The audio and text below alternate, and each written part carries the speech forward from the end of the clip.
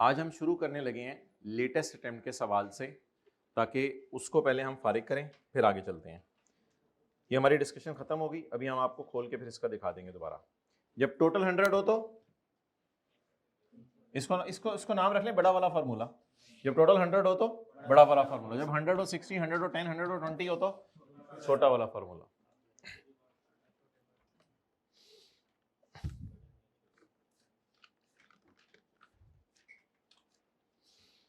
Okay, pass paper question 17।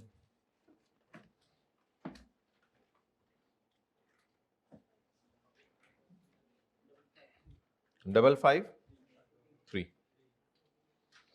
Prepare a vertical analysis of both companies. Vertical analysis of both companies. Vertical का क्या मतलब होता है? Vertical का मतलब होता है अगर P&L बना रहे हैं तो सेल की परसेंटेज पे सारी चीजें ले आए, और अगर बैलेंस शीट बना रहे हैं तो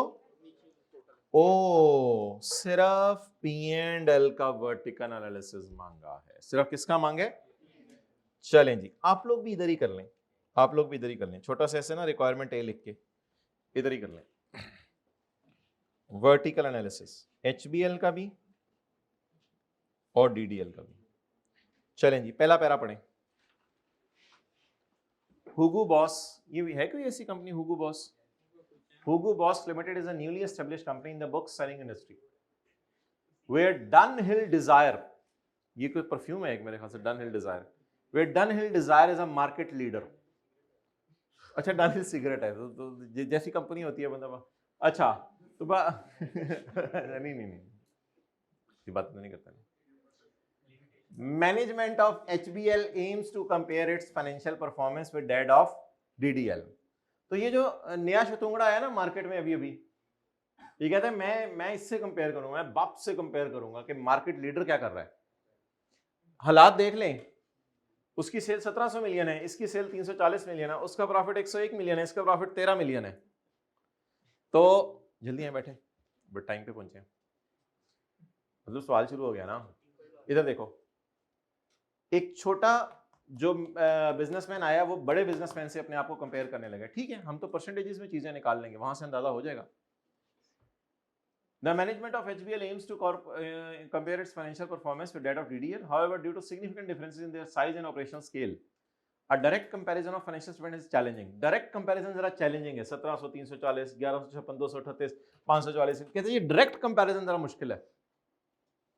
6-7 सवाल कोशिश, 5-6 सवाल कोशिश करेंगे आज करें, ताकि एक रिदम बन जाए रेशोज का। Below are the summarized financial statements of both companies. Below financial statements है दोनों कंपनीज, किधर देखो, HBL और DDL की। ठीक है, अब उसने ये जो लाइन लिखी है ना, डायरेक्ट कंपैरिजन इज डिफिकल्ट, इसलिए उसने रिक्वायरमेंट में डाला कि कौन सा एनालिसिस करो, वर्टिकल, यानी परसेंटेज पे जरा चीजों को लाओ, फिर कहते हैं शायद तुम्हें चीजें समझ आनी शुरू हों। अब दोनों सेल को क्या एज्यूम करें? 100। कैलकुलेटर पकड़ें, 238 डिवाइडेड बाय 340, नहीं मल्टीप्लाइड बाय 100 तो करना ही है ना, 70%। करते नहीं, बैलेंसिंग ना निकालें। 102 डिवाइड बाय 340, 30% जीपी आ गया। आई के अपने वैसे ब्रैकेट में फिगर्स भी निकाल के दिखाई हुई हैं। 78 डिवाइडेड बाय 340, 23.9 कर लो ना, कर लो 22.9। 5 divided by 340, 1.47। 6 divided by 340,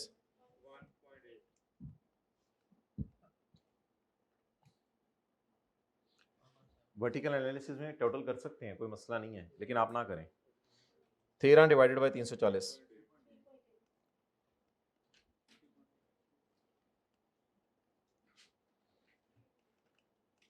percentage ऊपर लिख दीजिएगा जी।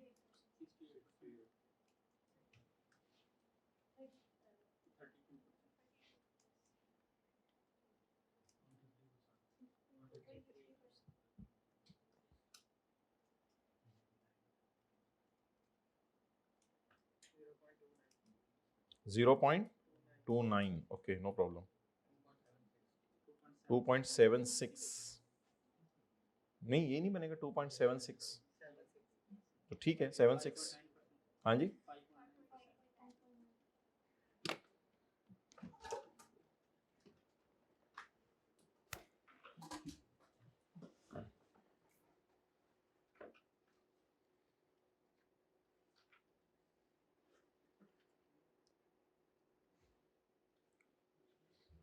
वैसे ही इनका नाम क्या होता है चीजों का? For every 100 rupees of sale our cost of sale is 70, but for a big market leader, but for a big, देखिए ना चीजों को पढ़ना कैसे है, समझना कैसे, ऊपर वाले पैरे से लिंक करके बोला करें। But for a big market leader, for every 100 rupees of sale he is only incurring a cost of sale of 68. He is only incurring, that's a good sign. For every 100 rupees of sale we are earning 30, but the market leader is earning 32. Market leader तो हम तो अभी अभी भी market में आए हैं। He is incurring operating expenses of 22.9, we are, and they are also almost at that level. उसने लोन असल में इंटरेस्ट तो दोनों का बराबर है, लेकिन सेल की बनिस्बत देखें ना, सेल की बनिस्बत इसका इंटरेस्ट बहुत कम है और इसका इंटरेस्ट 1.5, ये इनके टैक्सेस आ रहे हैं और ये ओके।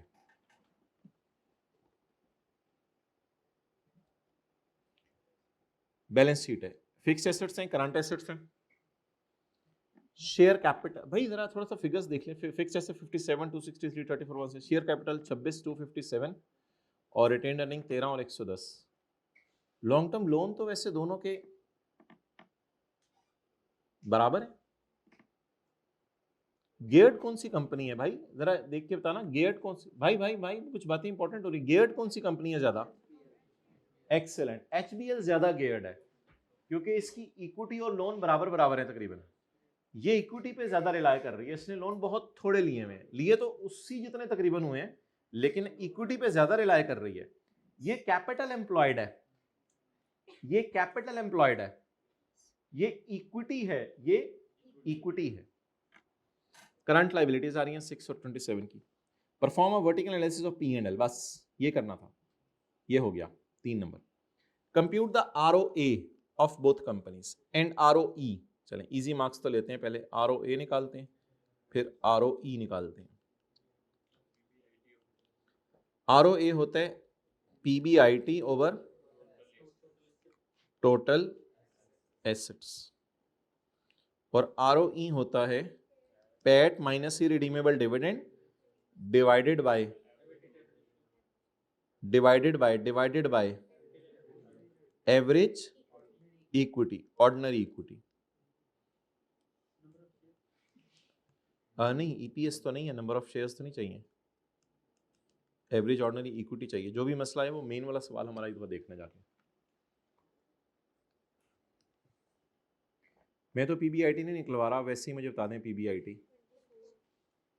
PBIT 24 और दूसरी कंपनी का 153,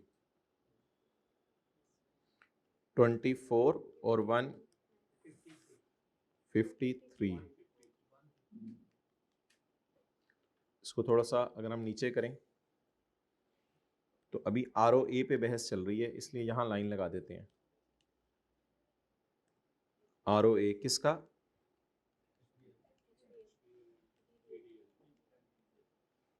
डिवाइडेड बाय टोटल एसेट, यही नजर आ रहे हैं, यही नजर आ रहे हैं। डायग्राम में ऊपर जाने की जरूरत नहीं। टोटल एसेट 91 और 438, वो उधर वाले 91 और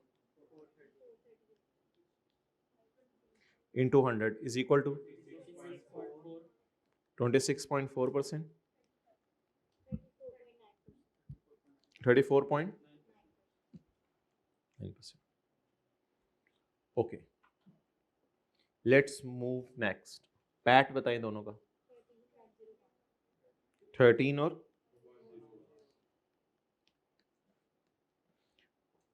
एवरेज ऑर्डिनरी इक्विटी। ओहो, एवरेज तो नहीं निकल सकती, लेकिन बस उसको बोंगी मार के दोनों की एवरेज ना निकाल लीजिएगा, दोनों कंपनियों के डाटे की एवरेज नहीं निकालनी। 26 जमा 13 39, 367।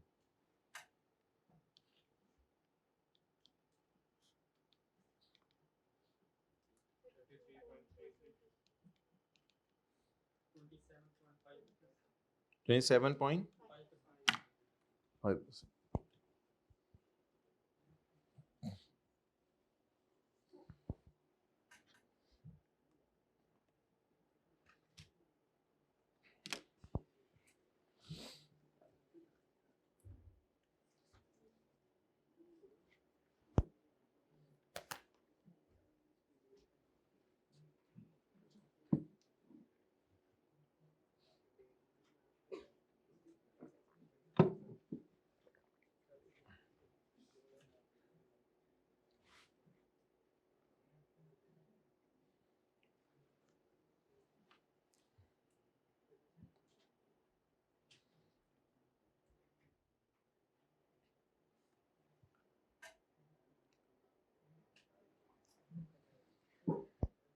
देखें,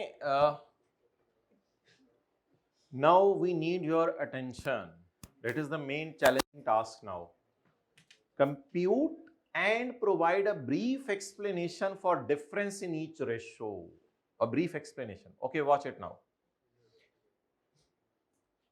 91 के एसेट लगा के 24 रुपए कमा रहा हूं।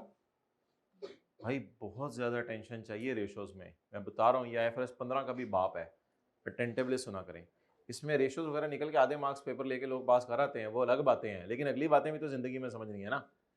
91 के एसेट लगा के 24 कमा रहे हैं और ये लोग 438 के एसेट लगा के 153 कमा रहे हैं। अब इस तरह लोगों को समझ नहीं आती थी, तो हमने कहा 100 के एसेट से 26 का, 100 नजर तो नहीं आ रहा लेकिन 26% यही बताए।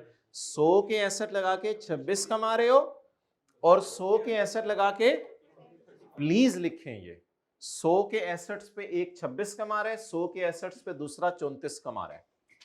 ये अल्फाज मेन सफ़ों पे आपको लिखवाए में है। 100 के एसेट लगा के एक 26 कमा रहा है और दूसरा 100 के एसेट लगा के 34 कमा रहा है।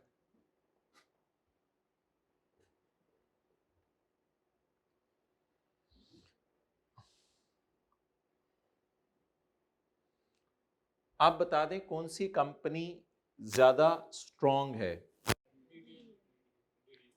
हमने ये बताना ही नहीं। ब्रीफ एक्सप्लेनेशन फॉर डिफरेंस, क्यों डिफरेंस आ रहा है इन दोनों में, क्यों जो HBL है वो 100 रुपए लगा के 26 कमा रही है और क्यों ये 100 रुपए लगा के 34 कमा रहे। असल में पहले बात करें टॉप से, न्यूमरेटर से।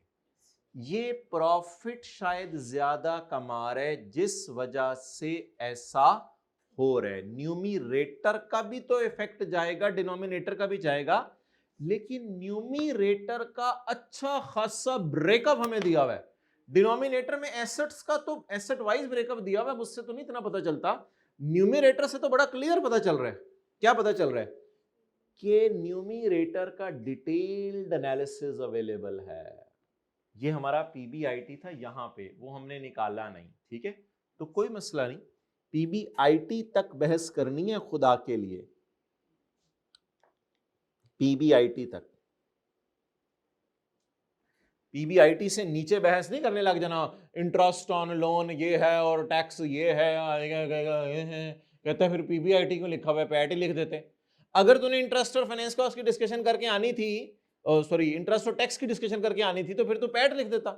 तो इंटरेस्ट टैक्स की डिस्कशन नहीं यहां होती, यहां सिर्फ किसकी होती है, PBIT की। आप बता दें एनालिसिस करके what is the difference of reason. इसकी कॉस्ट ऑफ सेल कंट्रोल्ड है, इसकी कॉस्ट ऑफ सेल कंट्रोल्ड है, बस। और क्या वजह लिख के आ सकते हैं जिस वजह से इसकी GP परसेंटेज बेहतर है।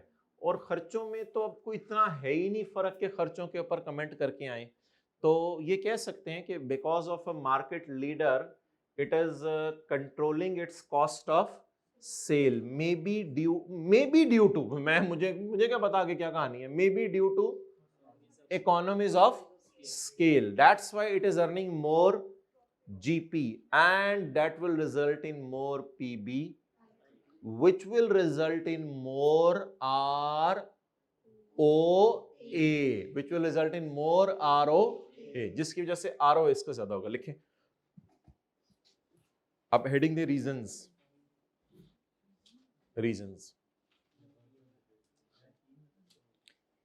The return on asset of DDL is better than the return of asset of DDL is better than HBL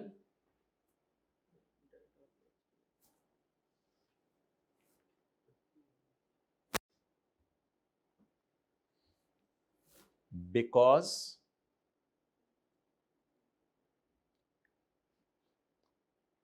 better gross profit is leading to better PBIT। ये देखिए ग्रॉस प्रॉफिट बेटर है, because better gross profit is leading to better PBIT।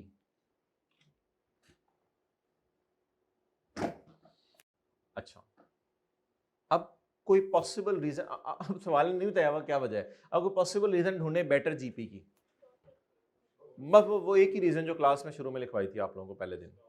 तो discount किस पे, यानी हाँ पर्ची, वही वही वही तो हम बात करने लगे हैं। लिखें the better GP may be due to, the better GP may be, the better GP is may be due to, चलें ठीक है, the better GP is may be due to discount availed on, discount availed due to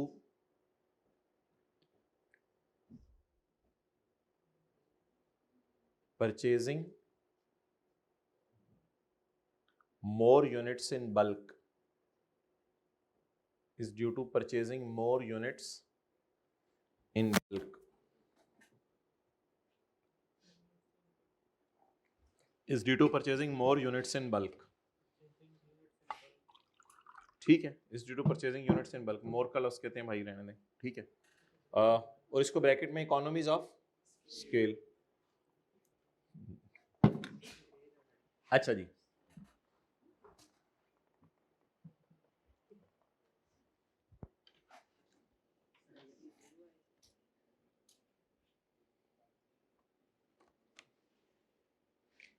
एक सवाल आने लगा, debt is a very very, मैं जितने concept I के अपने पास में टेस्ट किए हैं ना, उसका सबसे बेहतरीन कॉन्सेप्ट इसको कहने लगा हूं। और इस बेस पे अब मैं आपसे कह रहा हूं कि चंद दिनों में हम आपसे कुछ रेशोस के बारे में ऐसी चीजें शेयर करेंगे जिसमें अगर आइंदा भी ऐसी चीजें हैं तो हम इसको इनकॉर्पोरेट कर सकें। और ये सबसे बेहतरीन कॉन्सेप्ट था। ROE में ये फारग हो गई है बड़ी कंपनी 27.5, और दूसरे का ROE है 33। Now my question from you people is, ROE के बारे में मैं सवाल नहीं पूछ रहा, थोड़ी सी अटेंशन चाहिए। गियरिंग रेशो का क्या इंपैक्ट होगा रिटर्न ऑन कैपिटल एम्प्लॉयड पर? गियरिंग रेशो का क्या इंपैक्ट होगा रिटर्न ऑन कैपिटल एम्प्लॉयड पर? सर आपने ये सवाल पूछे मेरे से, तो मुझे जरा देख लेने दे चीजें, मैं फिर आपको बताता हूं, मुझे जरा देख लेने दे चीजें। आपने एक सवाल पूछे मेरे से, मैंने रेशोज पढ़ लिया हुआ है, मैं ऐसे सोचता हूं थोड़ा सा। आपने पूछे गियरिंग रेशो का क्या इंपैक्ट होगा P&L पर, तो मुझे थोड़ा सा जरा सोच लेने दे सर। इसकी इक्विटी है 100, लोन है 10, इसकी इक्विटी है 70, लोन है 40। जरा मुझे सोच लेने दें, आपका सवाल मैं सारा आंखों पर। कौन सी कंपनी ज्यादा गियर्ड है?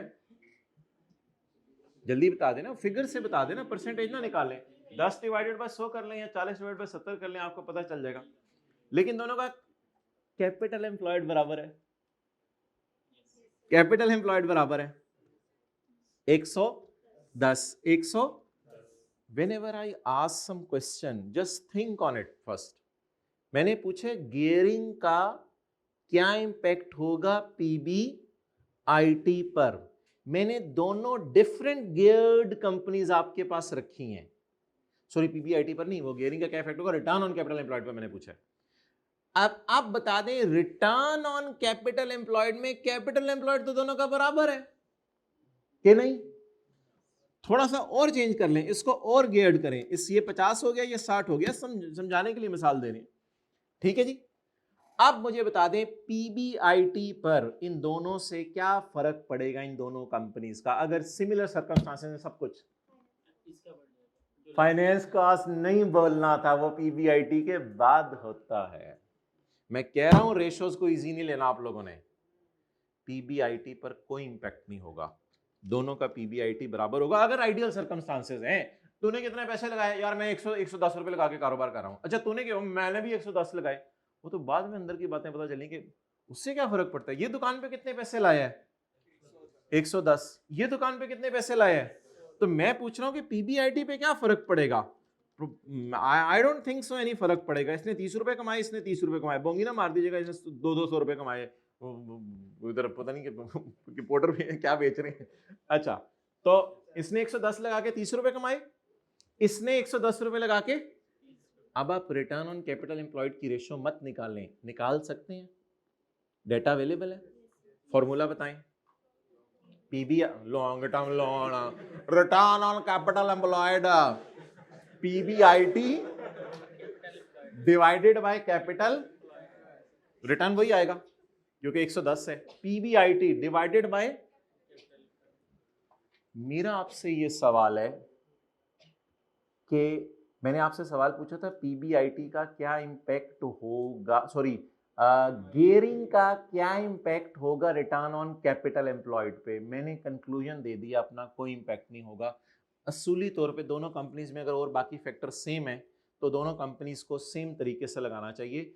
एक बंदे ने 110 रुपए का सामान रेडी पे रखा है, दूसरे बंदे ने भी 110 रुपए का सामान रेडी पे रखा है, तो दिन में एंड पे बराबर बराबर माल्टे बिकने चाहिए। बाकी नसीबों की बातें हैं वो हम इनकॉर्पोरेट नहीं करते यहाँ पे, किसका नसीब क्या था, तो वो तो हम हमारे स्कोप से बाहर है। अच्छा अब अक्साना, मेरा सवाल है, ये वो अकरम खाना से बातें कर रहा था इसलिए हमने उसका नाम भी अक्साना रख दिया। अक्साना मेरा आपसे ये सवाल है कि रिटर्न ऑन इक्विटी किस कंपनी का ज्यादा होगा किसका कम होगा, ये बताएं, रिटर्न ऑन इक्विटी।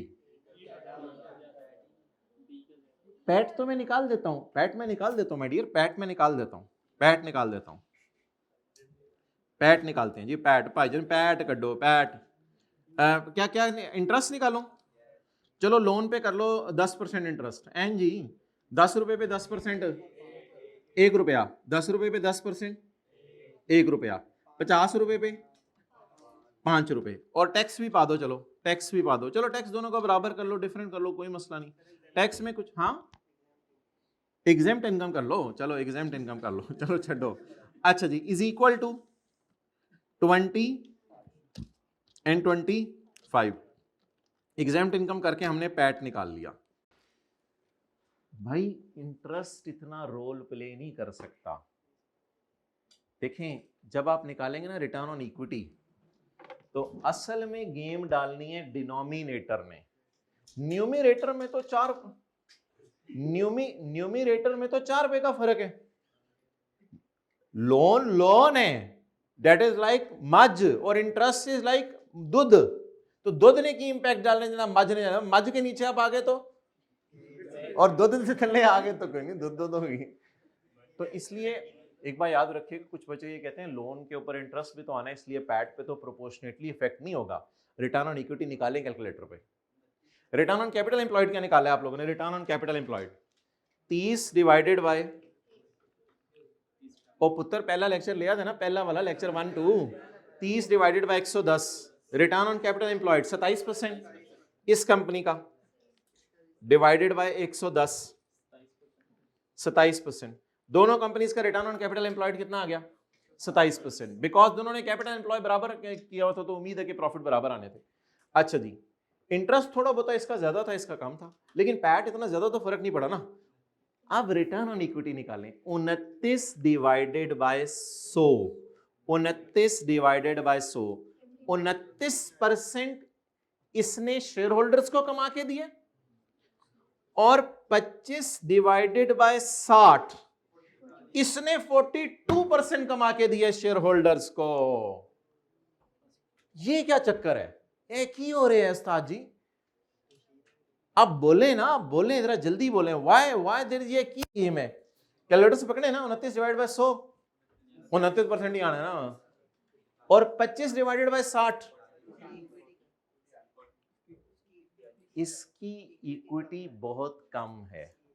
आप अब थोड़ा सा भी कमाएंगे ना, थोड़ा सा भी कमाएंगे तो क्या होगा? एकदम रिटर्न, जो कंपनी ज्यादा गियर्ड होती है, आगे फिक्रा बोलें, उसकी इक्विटी जब बेस कम होगी और ये तकरीबन बराबर होंगे, जब बेस इसकी बड़ी है, 29 डिवाइड बाय 100 तो 29% आना है, और 25 डिवाइडेड बाय 60 बहुत ज्यादा आने, रिटर्न ऑन इक्विटी इसका अच्छा आ रहा है।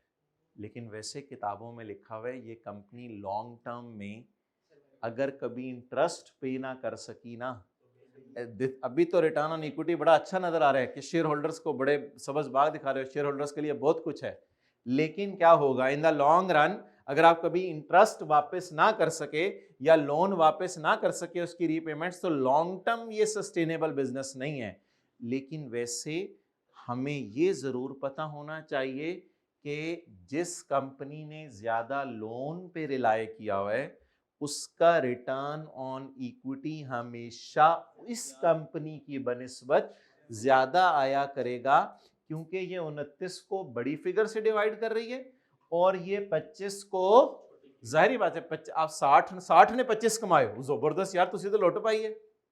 और इधर इस इश्यू को एड्रेस कर लिया था रिटर्न ऑन कैपिटल एम्प्लॉयड ने। रिटर्न ऑन कैपिटल एम्प्लॉयड ने कहा था धोखा ना दो रिटर्न ऑन इक्विटी दिखा के लोगों को। रिटर्न ऑन कैपिटल एम्प्लॉयड ने कहा था धोखा ना दो लोगों को रिटर्न ऑन इक्विटी दिखा के। तुम लोगों ने इक्विटी के ऊपर, तुम बताओ रिटर्न ऑन कैपिटल एम्प्लॉयड कितना है? तो कंपनीज के रिटर्न ऑन कैपिटल एम्प्लॉयड पे लोग ज्यादा रिलाय करते हैं as compare to return on equity. आप बताएं, देखने में हमारे सवाल में भी यही कहानी बन रही है क्या? बड़ी कंपनी का रिटर्न ऑन इक्विटी कम आ रहे, मार्केट लीडर है ना ये, इसका रिटर्न ऑन इक्विटी क्या आ रहा है? कम आ रहा है। और इसका रिटर्न ऑन इक्विटी, वजह यह है कि बड़ी कंपनी जो है वो लोन पे रिलाय नहीं कर रही, किस पे रिलाय कर रही है? इक्विटी पे। तो जो कंपनी इक्विटी पे रिलाय करती है उसका रिटर्न कम आता है, और जो लोन पे ज्यादा रिलाय करती है इक्विटी ना होने के बराबर है। अगर इस कंपनी का यहां 100 होता और यहां 10 होता, सारे ही लोन पे चल रही होती, तो रिटर्न ऑन इक्विटी इसका आसमानों पे पहुंचा होता। देखने में अच्छा है, लॉन्ग रन में रिस्की है। आईकेएफ ने इतनी लंबी बात नहीं की सोल्यूशन में, वो उसने बस रीजन लिखी है। उसने कहा जिस कंपनी की इक्विटी कम है उस कंपनी का डिनोमिनेटर कम होने की वजह से क्या बने, बताएं बताएं, डिनोमिनेटर कम होने की वजह से उसका कम आई, कम ना, ऐसे ना करें, 25 डिवाइड बाय 60, उसकी रिटर्न ऑन इक्विटी हमें ज्यादा लग रही है, उसकी रिटर्न ऑन इक्विटी ज्यादा। अब बताएं कौन सी कंपनी की रिटर्न ऑन इक्विटी ज्यादा लग रही है? एचबीएल की। किसकी? क्योंकि एचबीएल जो है वो ज्यादा लोन पे रिलाय कर रही है, इक्विटी कम पड़ी हुई थी, इस वजह से रिटर्न ज्यादा आया, कोई इसने मार्का नहीं मारा। अगर सवाल देता ना इन दोनों का रिटर्न ऑन कैपिटल एम्प्लॉयड, वो फिर मजा आता, वो फिर देखते कितना आया है। डन, लिखें जी। पहले एक वैसे जनरल रूल लिखें डब्बे में डाल के ना, इसी सवाल में के डब्बे में डाल के, कि इफ अ कंपनी इज, ये जनरल रूल यहां लिखेंगे या कहीं वो मेन सफ़ों पे जाके लिखेंगे? चलो ठीक है, जहां मेन सफ़ों में अगर जाके लिखने तो फिर आरओई में लिखना पड़ेगा आपको, या कहीं रिटर्न ऑन कैपिटल एम्प्लॉयड में। बहुत तंग करने लगे हूं मैं। अच्छा लिखें जी, आरओई में जाके लिखते हैं या RO return on capital employed में जाके लिखते हैं, जहां भी लिखते हैं। If a company is more geared, ROE में लिख दो जाके, बेशक हम सफा नहीं लबना।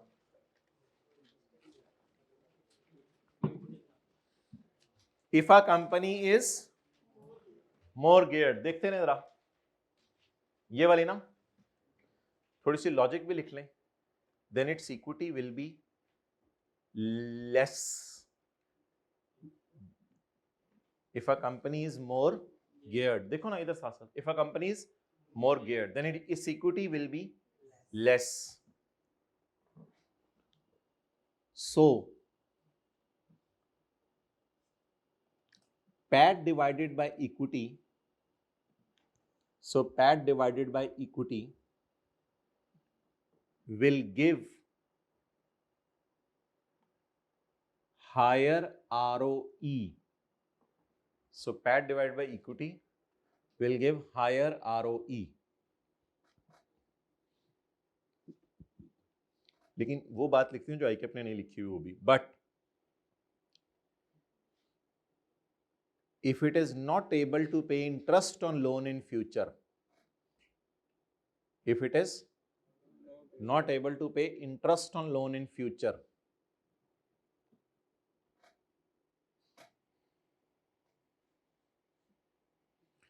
गियरिंग रेशियोज का नाम क्या रखा था? Debt solvency ratios, then it may face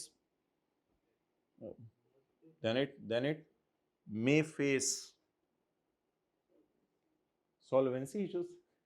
चलें ठीक है, then it may become insolvent, solvency issues तो पता नहीं सही बनेगा, then it may become insolvent। कुछ ज्यादा ही कर दिया एथिक्स में, जिससे एंड पे आके रिजाइन ही करा देते थे, तो कंपनी बेचारी को इंसॉल्वेंट ही करा दिया। अच्छा भाइयों, दोस्तों, बुजुर्गों, रिटर्न ऑन इक्विटी एक धोखा है, रिटर्न ऑन इक्विटी एक धोखा है। अगर गियरिंग रेशियो दोनों कंपनीज की बराबर है फिर रिटर्न ऑन, ओ पुत्र रेशियोज है, रेशियोज ने तुसी इजी लिया ना, फिर देखियो रेशियोज तो पूरे 6 महीने भी करा दो तो कम है। अगर रिटर्न ऑन इक्विटी दोनों कंपनीज की गियरिंग रेशियो बराबर है फिर रिटर्न ऑन इक्विटी जिस कंपनी का अच्छा आ रहा है वो फिर बात हमें समझ आती है, वो फिर बात समझ आती है। लेकिन आर्टिफिशियली हमें नजर आ रहा है कि रिटर्न ऑन इक्विटी ज्यादा है, वो किस वजह से नजर आ रहा है? वो डिनोमिनेटर बेचारा कम हो गया, उसकी इक्विटी कम है, तो समझ रहा है इक्विटी में मैं बड़ा कमा रहा हूं।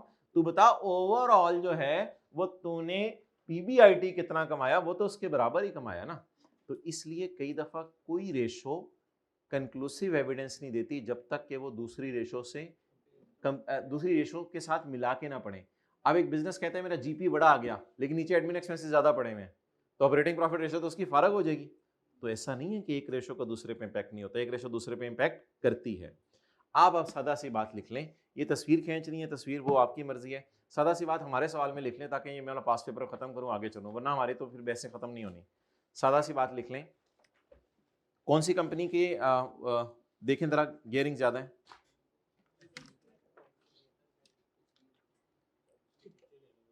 जी मैं वो पिक्चर लेने देता हूं।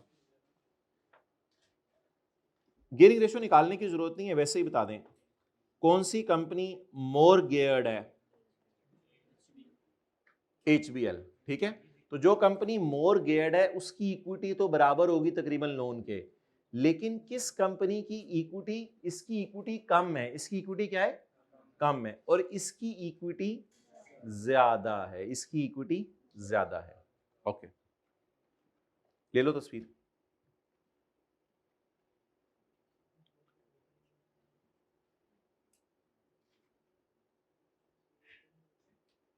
अच्छा,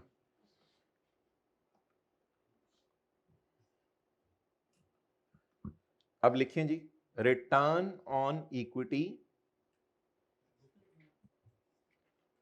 मैं कंपनीज के नाम नहीं लिख पा रहा, वो खुद लिख लीजिएगा। Return on equity of market leader,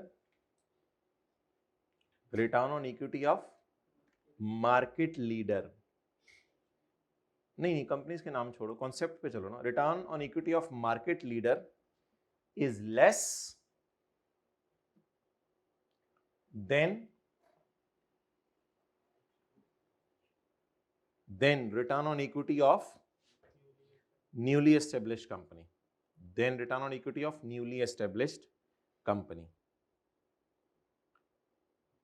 reason बता दें, बिकॉज बोलें, because new company is more geared, because new company is more geared.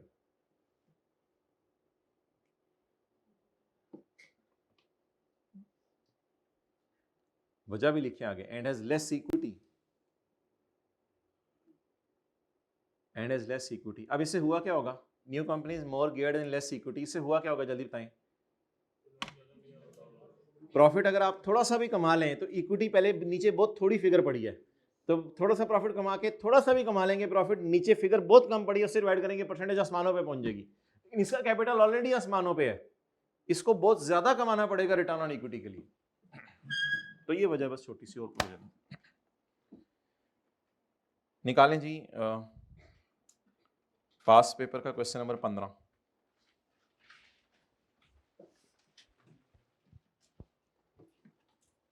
Marker भाई 1-2 मिनट में ईपीएस निकाल लेते हैं पहले, फिर आगे चलते हैं। ठीक है, पढ़ा मैं।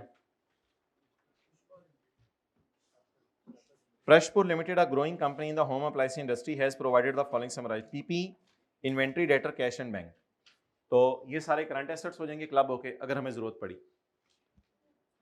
शेयर कैपिटल आ रहा है, शेयर तो छोटा छोटा क्यों लिखा हुआ है?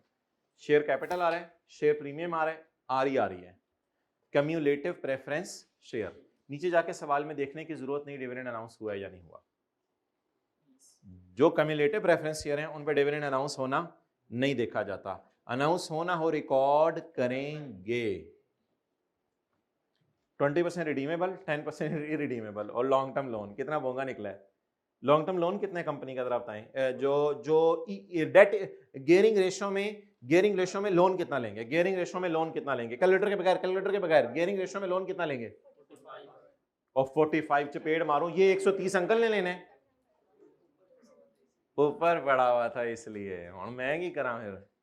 It is a financial liability. तो अब इसने थोड़ा सा बीच में ये ट्विस्ट मारा है कि इक्विटी को इधर डाल दिया और एक लोन ऊपर डाल दिया, एक लोन नीचे डाल दिया। So what is loan?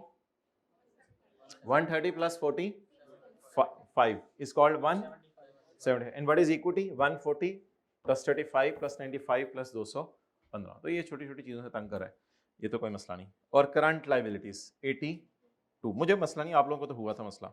Cell cost of sale, gross profit, selling and admin expenses, finance cost और नेट प्रॉफिट। टैक्स दिया ही नहीं, चलो मर्जी तुम्हारी।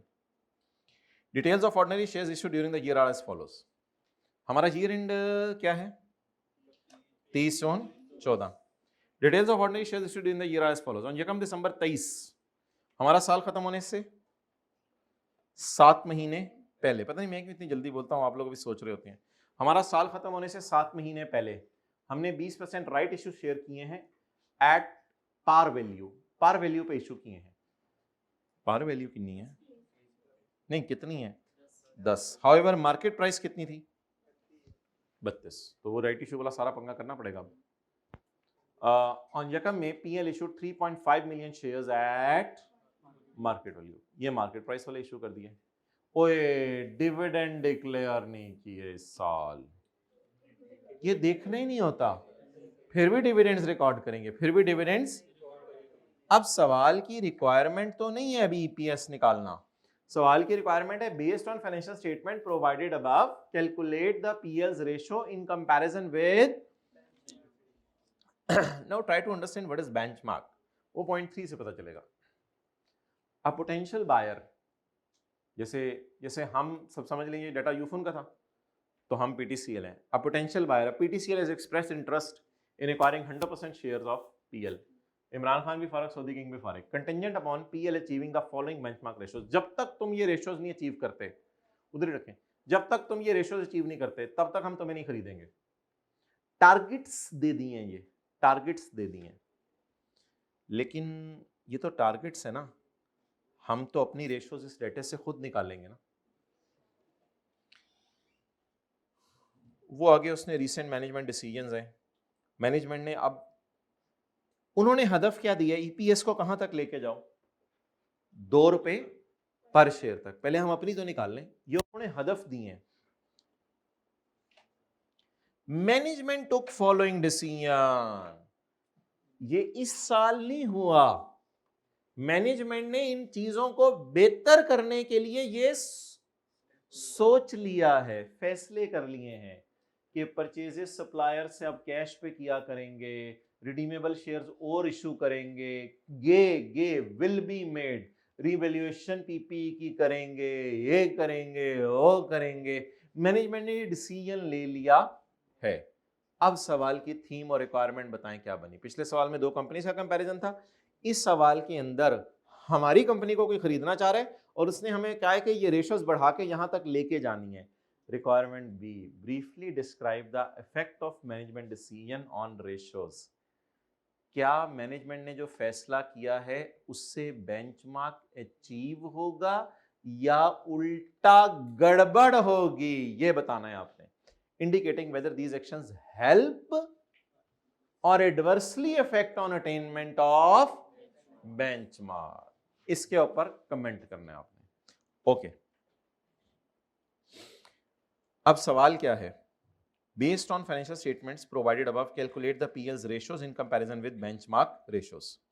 तो पहला सफा पॉइंट ए के लिए आप छोड़ दें और दूसरा सफा पॉइंट बी के लिए आप छोड़ दें, और तीसरे सफे पे वर्किंग 1 कर लें बेसिक ईपीएस। वो मैं जरा वैसे ही पहले करवा रहा हूं आपको, बेसिक ईपीएस पहले निकाल लें।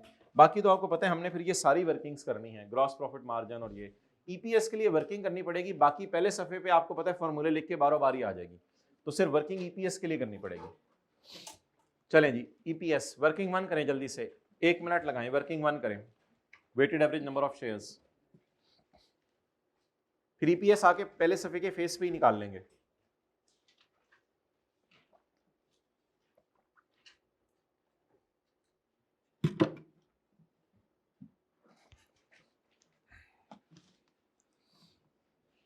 स्टार्ट करें जी,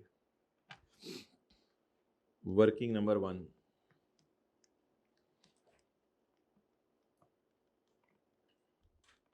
डेट, डिस्क्रिप्शन,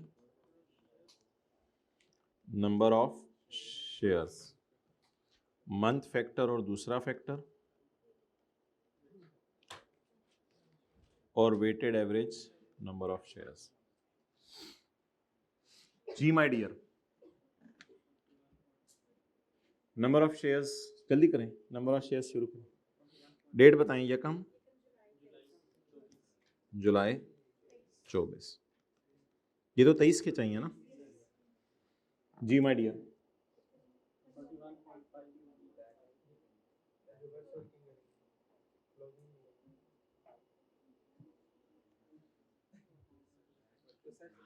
हाय चलें फिर 30 जून 24 के क्लोजिंग शेयर्स बताएं। ये तो रिवर्स वर्किंग करनी पड़ेगी। ये शेयर्स किस दिन हैं, शेयर कैपिटल किस दिन का है?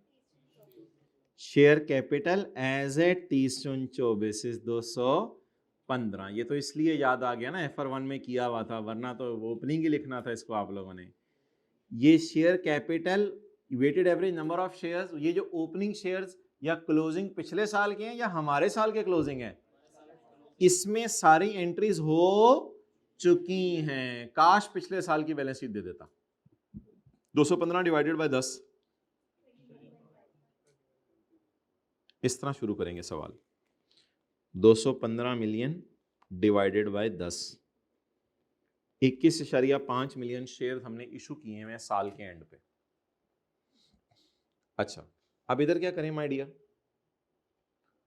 मार्केट प्राइस वाले शेयर्स हैं, वो तो क्वांटिटी दी होती है। मार्केट प्राइस वाले कितने हैं? 3.5। देखें इधर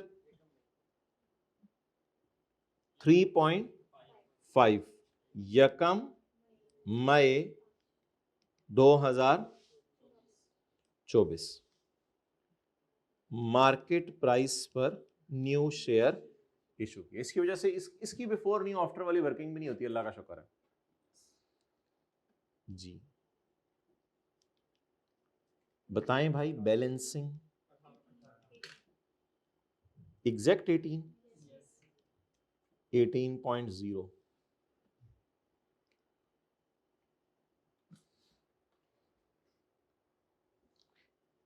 ये तो मैंने गलत जगह लगाया अंडरलाइन।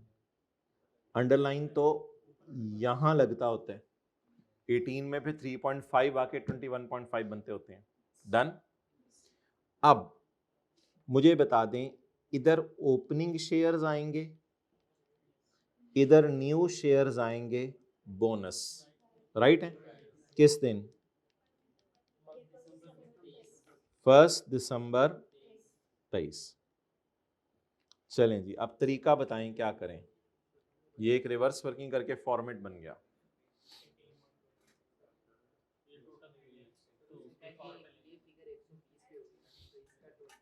ये कौन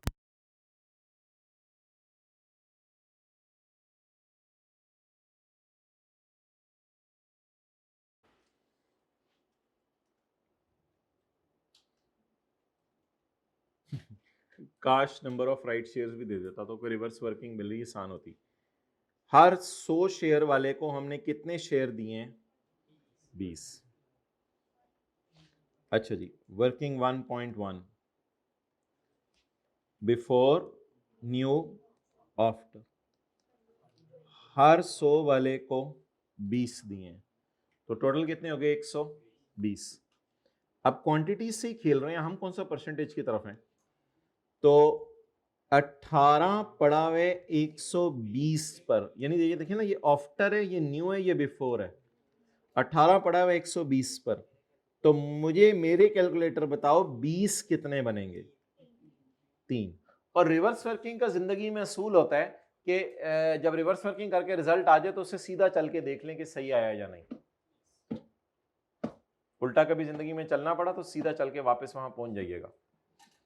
ओपनिंग, अब बैलेंसिंग निकालें। 15। अब 15 का 20% लगा के देख लें, 3 आ रहे हैं ना।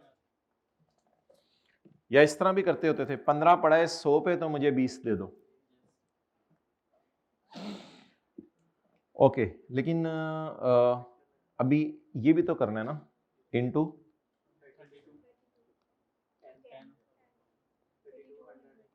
इस 32 का नाम रखा था हमने कम राइट प्राइस कल, और इस जो आप लोगों ने थ्योरी नहीं घर जाके पढ़ी, थ्योरेटिकल एक्स राइट प्राइस 3200, 200, 3400। आज हमने कहा था बड़ा लाइट मोड चल रहा है काम सारा। 3400 डिवाइड बाई 120, 28.33। लेट जा, 28.33। मैं नहीं लेटना, लेट जा, 28.33। ओके, मंथ फैक्टर लगाएं, 5/12।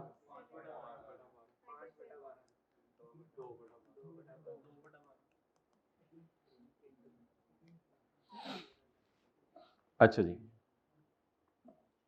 आप बता दें, न्यू का तो कोई चक्कर ही नहीं, इसमें राइट का इंपैक्ट पड़ा है, इसमें राइट का इंपैक्ट पड़ा है, इसमें नहीं पड़ा हुआ। लेकिन वैसे जो फैक्टर लगाना कहते हैं ना इसको, ये फैक्टर 2 जगह लगना है, यहां भी और पिछले साल की बेसिक ईपीएस में अर्निंग एट्रीब्यूटेबल के नीचे जो शेयर्स हैं उन शेयर्स के साथ भी एग्जैक्ट वही फैक्टर लगना है। लेकिन आमतौर पे हम लेके जाते हैं, ये चीजें बिफोर पे पड़ी होती हैं, इनको आफ्टर पे, लेकिन यहां ये चीजें आफ्टर से बिफोर पे ले जाएं, किस पे पड़ी हैं? ये अजीब सी चीज है, मल्टीप्लाइड बाय 7.1।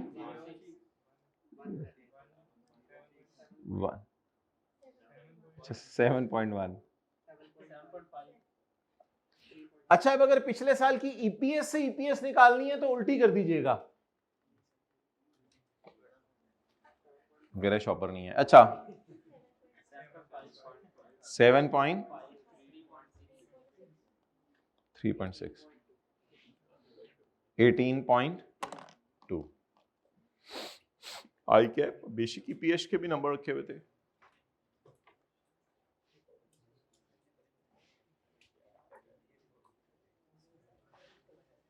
पता नहीं अब कितने सवाल होते हैं इसके। कल तो मैंने सस्टेनेबिलिटी करवाना था और फाइनल अकाउंट, देखें अब क्या बनते हैं।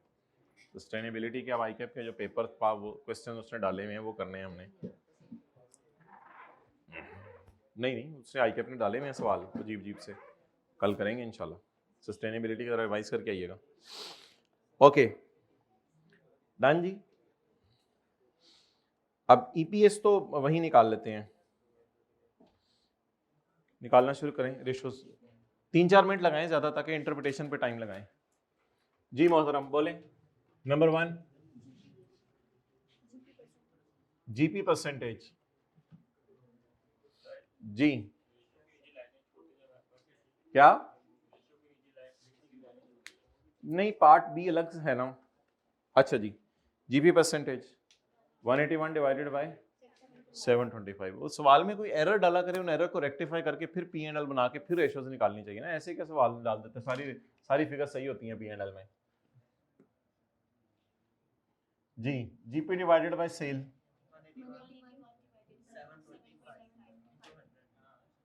Is equal to 24.9%। जी दूसरी रेशो। अच्छा वैसे अपने लिए समझने के लिए ना आप लोग बेशक यहाँ पे एक कॉलम डाल दीजिएगा पेपर में, बेंचमार्क रेशोज। कोई मसला नहीं उसमें, उसमें क्या मसला है। यहाँ पे एक कॉलम डाल दीजिएगा बेंचमार्क रेशोज, वो मैं अभी रेड मार्कर से डालूंगा। इसलिए डाल दीजिएगा कि फिर रजिस्टर के ऊपर ये होंगी, उधर वो होंगी, आमने सामने देख के जरा अच्छा लगता है, दूर दूर रहने की बजाय। जी बोले। नेट प्रॉफिट कितने हैं पैट डिवाइडेड बाय सेल। जी आगे रिटर्न ऑन एसेट्स, वो ताजा निकाला है। रिटर्न ऑन एसेट्स होता है पीबीआईटी। पीबीआईटी ना हंसा करो इतना। पीबीआईटी 41 प्लस 38,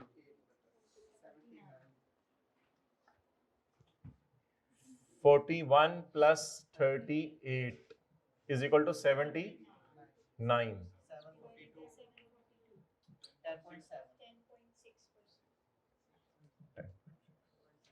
अच्छा जितनी भी है की हो गया। ओके पॉइंट नंबर 4 गेयरिंग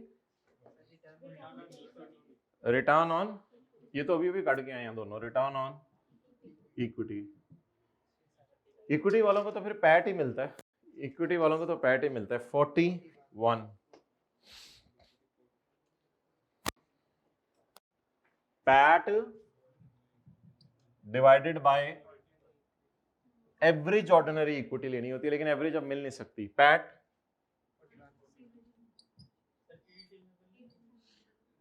हाँ माइनस इरिडीमेबल का प्रेफरेंस डिविडेंड, ये ROE. Okay PAT minus irredeemable का प्रेफरेंस डिविडेंड। इरिडीमेबल कितने हैं, इशू कब हुए हैं पता नहीं, हमेशा से ही है। फिर 140 इंटू 10%, 140 इंटू 10%। बस इसी तरह ये कैलकुलेशंस करनी है पेपर में, वर्किंग में नहीं जाना। Is equal to 14। 41 पैट है, इसमें से जब इरिडीमेबल्स को दे देंगे तो बाकी बच जाएगा ऑर्डिनरी शेयर होल्डर्स के लिए, divided by equity. Share capital,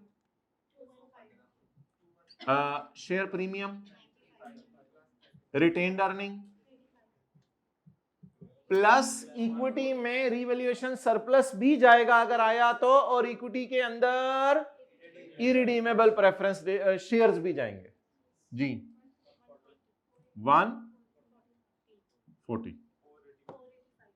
अब इस इक्विटी को आगे यूज कर लीजिएगा, अगर कहीं दोबारा यूज करनी पड़ी दोबारा ना निकालिएगा। सॉल्यूशन में 140, लेकिन ये जवाब तो 485 ही आया होगा मेरे ख्याल से।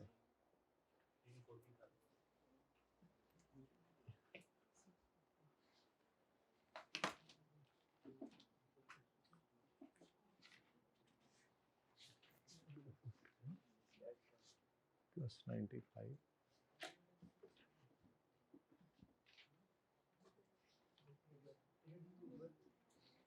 नहीं ये तो होना चाहिए था, ये इक्विटी ही है। गेयरिंग में देखो,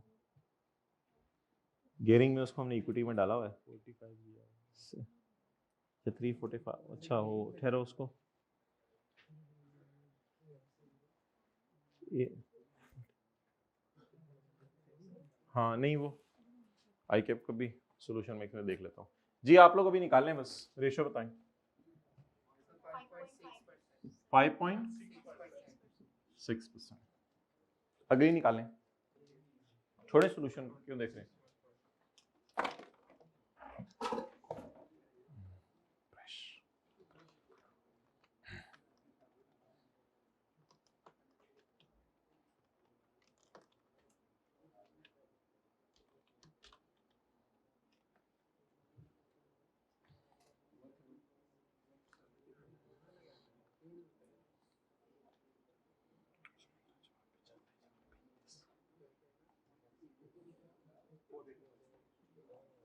क्यों किया हुआ इसने ऐसा?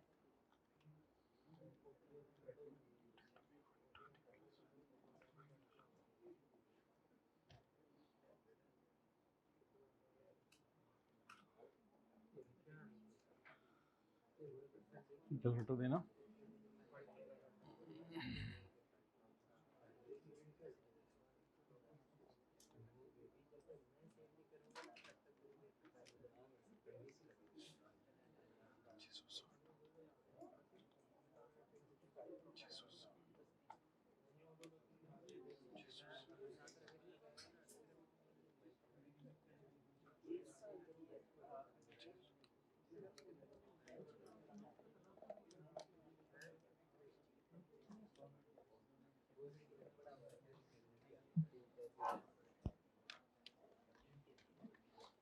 ओके इसी तरह करें आप। There seems to be an error in our solution and ICAP solution as well, क्योंकि आईकैप ने दूसरी रेशियो में जाके इसको इक्विटी में डाला हुआ है, वो जो अगली रेशियो से निकाली है उसमें इक्विटी में डाला है, पता नहीं हमारे से भी स्किप हो गया। ओके तो just let the things go as they are going. Share capital is equity, share premium is equity, retained earning is irredeemable preference share from the very first day we are saying it equity. Okay next जी, gearing ratio. हाँ gearing ratio में अब ना वो जो सुबह discussion की थी वो करनी पड़ेगी। गियरिंग रेशियो में देखना पड़ेगा उसने कैसे निकाली हुई है। अब किसी को याद है किस तरह करना था? अगर 160, 110, 120 लिखा हुआ था तो छोटी वाली इक्वेशन, और अगर दोनों को जमा करके 100 बन रहा है, अब इसने कौन सा तरीका अपनाया हुआ है? 40 is to 60, तो फिर दोनों को बेस बनाए। ओके जी, लॉन्ग टर्म लोन बताएं। Long term loan 130 plus what is this? नहीं what is this? Redeemable preference shares, long term loan. This is LTL type long term loan, दोनों सारे मिला के। अच्छा अब टाइम सेव करें, अब टाइम सेव करें कैसे? अब आप ऐसा कर लें 175 यही वाला ले लें नीचे, और इधर से क्या ले लें? नहीं अब परसेंटेज में नहीं, अब आपने परसेंटेज में नहीं लिखवाना। वैसे परसेंटेज में बताएं कितना बन रहा है? 26 पॉइंट, लेकिन इस तरह नहीं लिखना, जिस तरह उसने लिखे उस तरह लिखें। छोटा सा अपने समझने के लिए इस तरह लिख लें ऊपर debt equity. Debt equity, debt कितने परसेंट निकला? 100 माइनस 70.5। चलिए next, asset turnover. So what we need in asset turnover, तो असल में sale over average capital employed होता है। तो what is sale? 725 divided by average capital employed. जाएंगे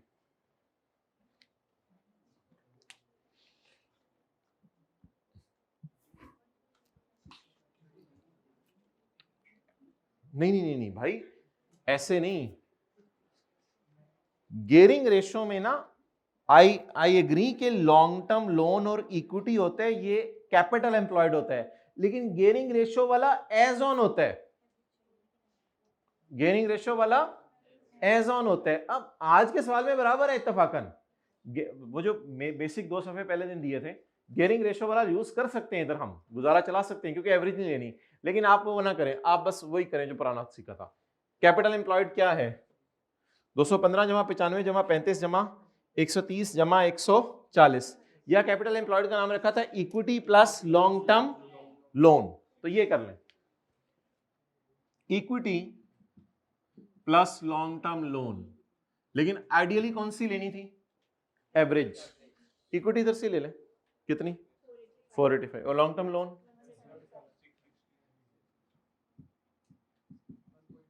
नहीं, टाइम्स 09 टाइम्स। आगे चलें। बेसिक ईपीएस, ओहो वो तो निकालनी पड़ेगी क्योंकि हमने तो सिर्फ वेटेड नंबर ऑफ शेयर्स अभी निकाले हैं। उसमें अल्लाह का शुक्र है पैट माइनस रिडीमेबल डिविडेंड का डाटा ऑलरेडी अवेलेबल है। 41 माइनस 14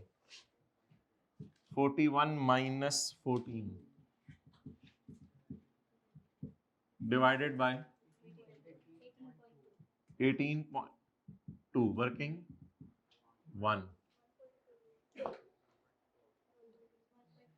फिलहाल शेयर 1.48 कमा के दे रही है, लेकिन जिसने हमें खरीदना है और हम चाहते भी हैं वो हमें खरीद ले, वो एक स्ट्रांग ग्रुप है।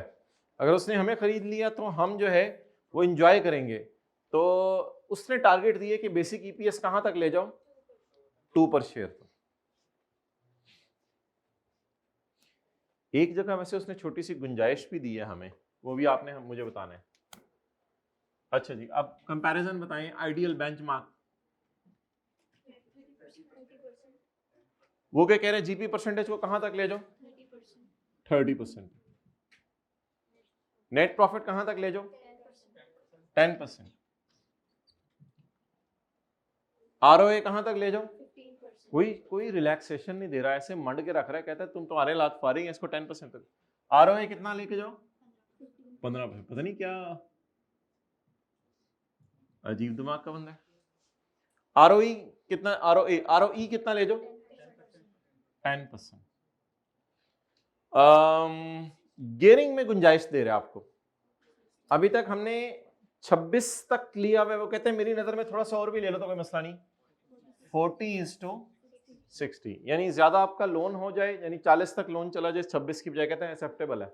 हल्का फुल्का लोन की इजाजत दे दी है वैसे उसने, बाकी इधर तुन के रख रहा है जी। 1.3 टाइम्स। और ये चलें जी, 3 मिनट मैं आपको दे रहा हूं, सवाल की अदर इंफॉर्मेशन पढ़ें और रिक्वायरमेंट बी का मतलब बताएं। फिर कैमरा इधर ही रखो और साथ वाले को जवाब भी देना शुरू कर दें। आज जवाब ही दे दें।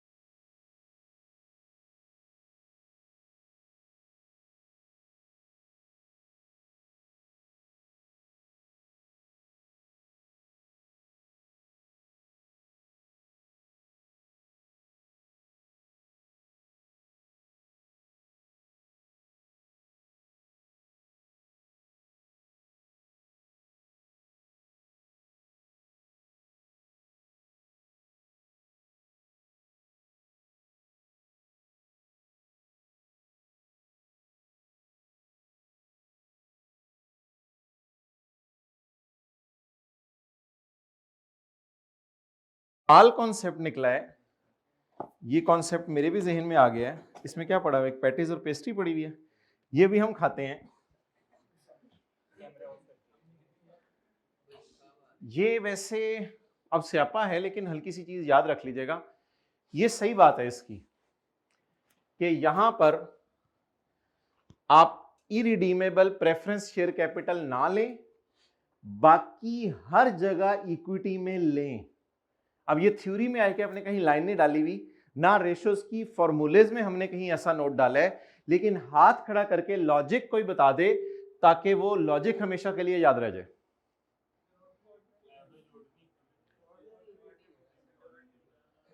भाई असल में ना इन लोगों को इधर से पेमेंट करके फारिग कर दिया है। अब जब इनको पेमेंट करके फारिग कर दिया ना, तो आज काटें, अब सिर्फ एक जगह एक्सेप्शन आएगी, जब इनको पेमेंट करके फारिग कर दिया है तो इनका अगर शेयर कैपिटल बेस में रखेंगे तो debt will be a mismatch. ऊपर पेमेंट कितनों के लिए बची हुई है? अच्छा 41 तक रिडीमेबल का तो माइनस हो गया है ना, उसके बाद इरिडीमेबल का भी आपने माइनस कर दिया। अब ये बचा किन के लिए?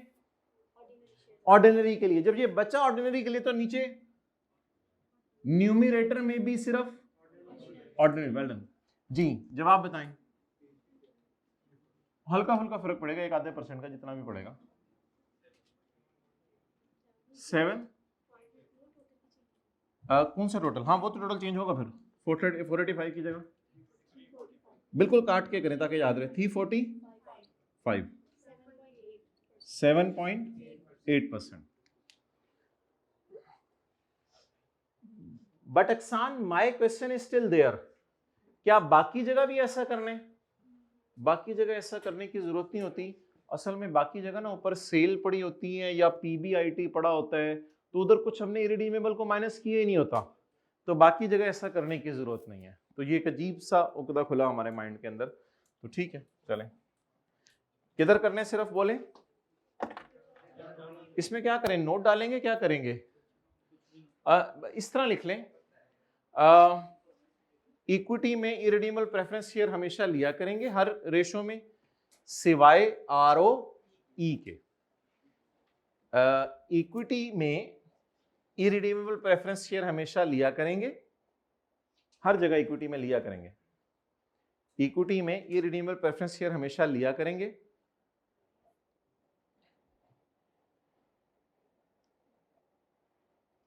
सिवाय आरओई निकालते हुए।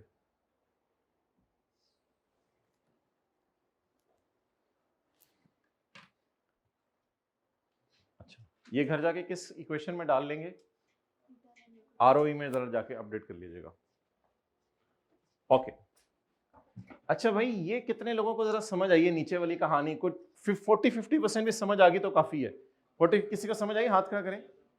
नहीं आपको नहीं समझ आई तो हाँ अच्छा अच्छा हाथ नहीं, हाँ दिन में नहीं, अच्छा पढ़ी नहीं हो। हाँ अच्छा मोहतरम, ये ना रिसेंट मैनेजमेंट डिसीजंस थोड़ा सा ऐसे लेफ्ट पे अलाइन हुआ होगा मेरे ख्याल से आईके की किताब में, और ये 2 भी इधर अलाइन हुआ होगा ताकि पता चले ये लाइन इसके नीचे है। रिसेंट मैनेजमेंट डिसीजंस रिक्वायर, नहीं रिसेंट मैनेजमेंट डिसीजन तो ये है ना। To achieve the benchmark the management has made the following decisions in July 2024। अगले साल। ये तो नॉन एडजस्ट, ओ भाई एडजस्टिंग नॉन एडजस्टिंग देखना, ये कौन सी हम अकाउंटिंग एंट्रीज कर रहे हैं। उसने कहा है कि कोई कंपनी हमें खरीदना चाहती है, साल खत्म हो गया, अगले महीने हमने सोचा कि ऐसा कर दें ताकि हम भी वहां तक पहुंच जाएं। अब वैसे नजर मार के आ जाए, वो एक तो चाह रहे हैं जीपी परसेंटेज हमारी बढ़ जाए, दूसरा चाह रहे हैं नेट प्रॉफिट की परसेंटेज भी हमारी बढ़ जाए, और हमारा ये क्या होता है, पैट होता है या पीबीआईटी होता है? ये क्या होता है जरा? पीबीआईटी। पीबीआईटी वाली परसेंटेज भी हमारी बढ़ जाए और पैट भी हमारा बढ़ जाए, और गेयरिंग, अगर गेयरिंग वैसे बढ़ना तो कोई इतनी अच्छी बात नहीं होती, लेकिन एक्सेप्टेबल है, वैसे एक्सेप्टेबल है, कोई नहीं 26 की जगह 40 हो जाए तो गेयरिंग हमारी हल्की फुल्की बढ़ जाए, कोई मसला नहीं, वो करें। सेल्स हमारी बढ़ जाए एज कंपेयर टू, हम अभी 1 रुपया लगा के 1.09 की सेल कर रहे हैं, लेकिन वो चाह रहे हैं कि 1 रुपया लगा के 1.3 की सेल। हम एक शेयर पे अभी 1.5 रुपया कमा रहे हैं, वो चाह रही है एक शेयर पे कितने रुपए कमाएं? 2 रुपये। इसका तो लिंक डायरेक्टली पैट से होगा ना, या फिर ये वाला कैपिटल वापस कर दो, तो इसका तो लिंक डायरेक्ट पैट से होगा, पैट बढ़ेगा तो ये बढ़ जाएगी। अब जिससे जो चीज पैट को हिट करेगी ना, वो चीज बेसिक ईपीएस को भी हिट करेगी। ये थोड़ी सी एक इंप्लाइड सी बात है, याद रखिएगा। मैनेजमेंट का पहला मशवरा, purchases from a major supplier will now be made on cash. आज के बाद हम परचेजेस मेजर सप्लायर से किससे करेंगे? कैश में करेंगे। To avail discounts not available on credit purchase में हमें डिस्काउंट बोले नहीं मिलता था, अब किस परचेज पे डिस्काउंट मिला करेगा? इसका इफेक्ट डायरेक्ट किस पे होगा जाके जरा बताएं। मुझे पता है क्रेडिटर कम होंगे, ये मुझे पता है क्रेडिटर कम होंगे। क्रेडिटर कम होने से दो चीजें होती हैं हिट, करंट एसेट और करंट लायबिलिटीज की वजह से हमारी वो रेशो करंट रेशो, क्या नाम उसका है, करंट रेशो भी हिट होती है क्रेडिटर कम होने से, और क्रेडिटर कम होने से हमारी जो है वो जो क्रेडिटर डेज हैं वो भी जीरो की तरफ आ जाते हैं। क्रेडिटर डेज, जब क्रेडिटर को कैश में पेमेंट करें तो क्रेडिटर डेज कहां आ जाएंगे? ये दोनों बातें समझ आई, लेकिन उसने ये रेशोज दी नहीं मुझे। ये तो मैं वैसे एक बात बता रहा था कि ये पढ़ते ही मेरे तो जहन में ये आता है, एकदम जो प्रॉम्प्ट रिस्पॉन्स आता है जहन में वो ये आता है।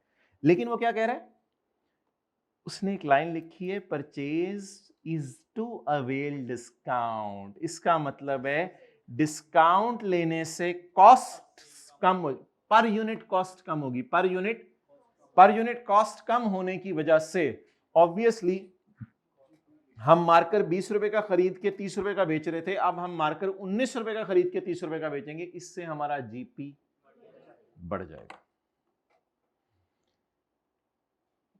ये मैयर डिस्क्राइब करें कि हेल्प करेगी या एडवर्सली अफेक्ट करेगी बेंचमार्क तक पहुंचने के लिए।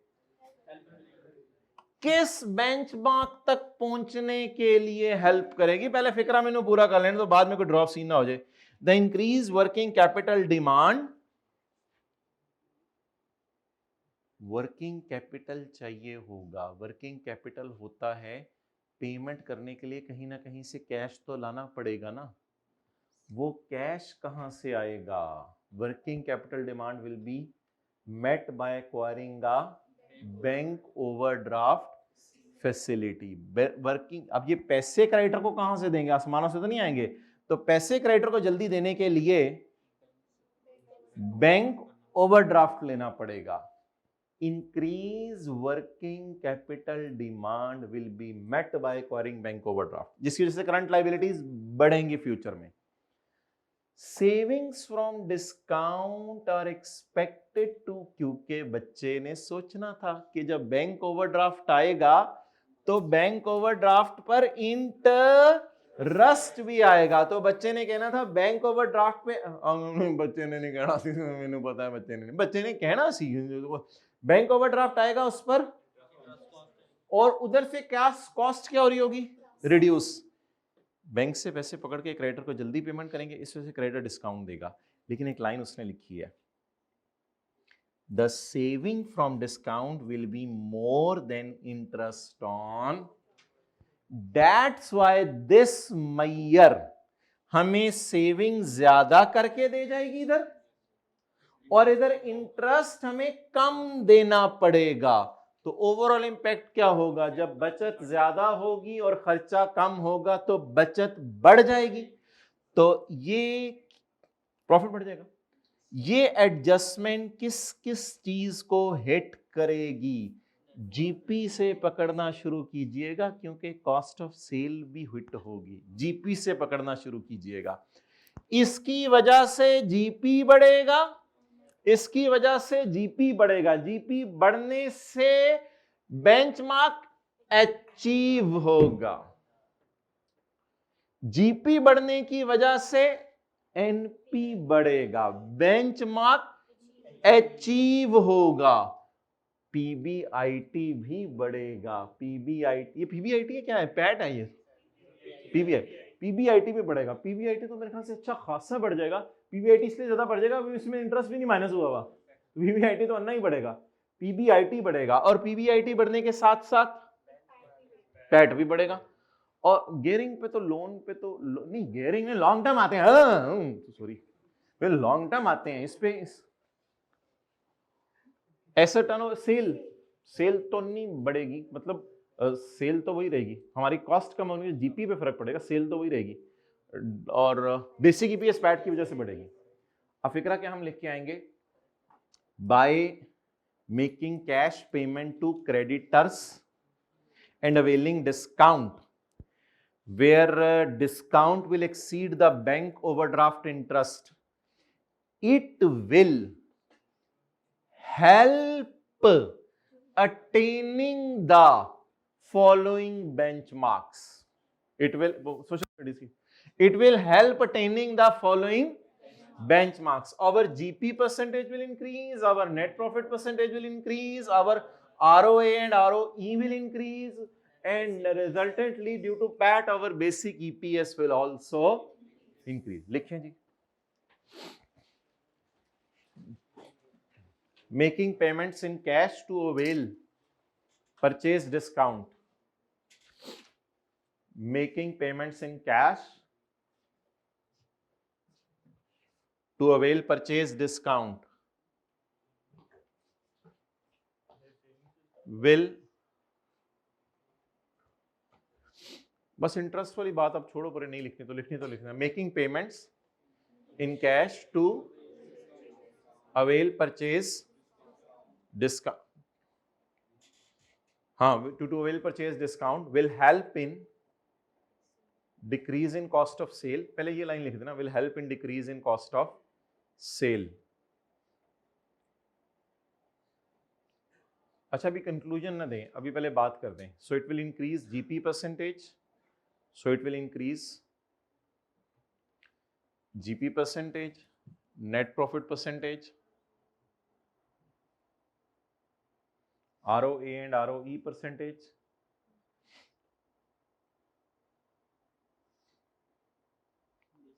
and basic EPS.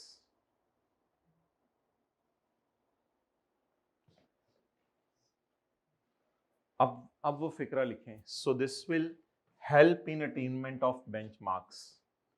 So this will help in attainment of benchmarks.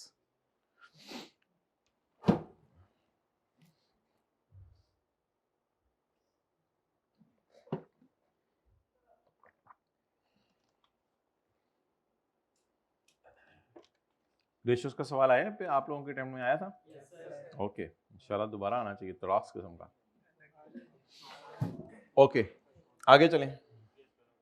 वो बच्चों की बातों में ना आया करो, कहते रेशियोज निकाल के तो आधे नंबर मिल ही जाते हैं। चलो ठीक है, लेकिन टॉपिक तो सही तरह तैयार करें ना, पता चले लीजा समझ ना आए सवाल बिल्कुल ही, आधे तो फिर भी आ ही जाते हैं इंशाल्लाह। Point number 2, redeemable preference share, loan और लेने लगे हैं, लोन और लेने, डायरेक्टली जो इजी मार्क्स है वो तो बंदा लिया करे ना, पहले लोन और लेने लगे।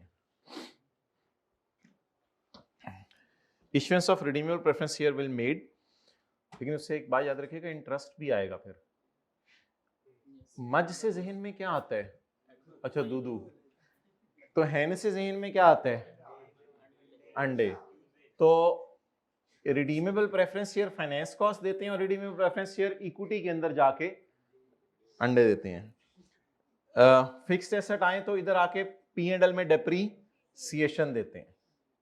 तो a further issue of redeemable preference shares will be made to finance the installation of solar, बहुत तेरी खैर गल वध गई, cash debit loan credit solar system PP debit cash credit, वो तेरी खैर गल वध गई। पीपी पे भी इफेक्ट पड़ेगा, पीपी बढ़ेंगे, लोन बढ़ेगा, कैश आके उधर से उधर निकल जाएगा, डेप्रिसिएशन भी होगी उनके ऊपर, जाहिर बात है, लोन पे इंटरेस्ट होगा और सोलर पे डेप्रिसिएशन होगी।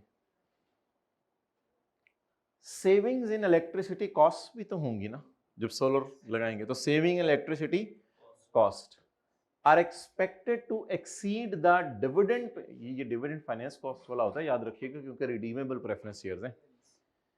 Savings in electricity cost will be greater than dividend payments on preference share and depreciation on solar system। तो लोन लेने से जो ये मतलब लाइनों को ना ऐसे लिखा करें, जैसे मैंने सुबह आते एक फिक्रा बोला था कि गेयरिंग का क्या इंपैक्ट होता है रिटर्न ऑन कैपिटल एम्प्लॉयड पे, तो आपको कहना चाहिए था ठहरें, मैं जरा 2 गेयरिंग वाली कंपनीज डाल के फिर बताता हूं। ये तरीका होता है। अब वो कह रहे हैं कि जो मुझे इंटरेस्ट पड़ेगा, मिसाल के तौर पे वो 10 का पड़ेगा, ये 48 हो जाएगा, इंटरेस्ट भी पड़ेगा, मुझे डेप्रीसिएशन भी पड़ेगी, खर्चे बढ़ेंगे, बट सेविंग आएगी इलेक्ट्रिसिटी में। यहां 102 में अगर मैं माइनस करना चाहूं तो 102 में इस तरह कर ले, साइडों पे लिख लेते हैं।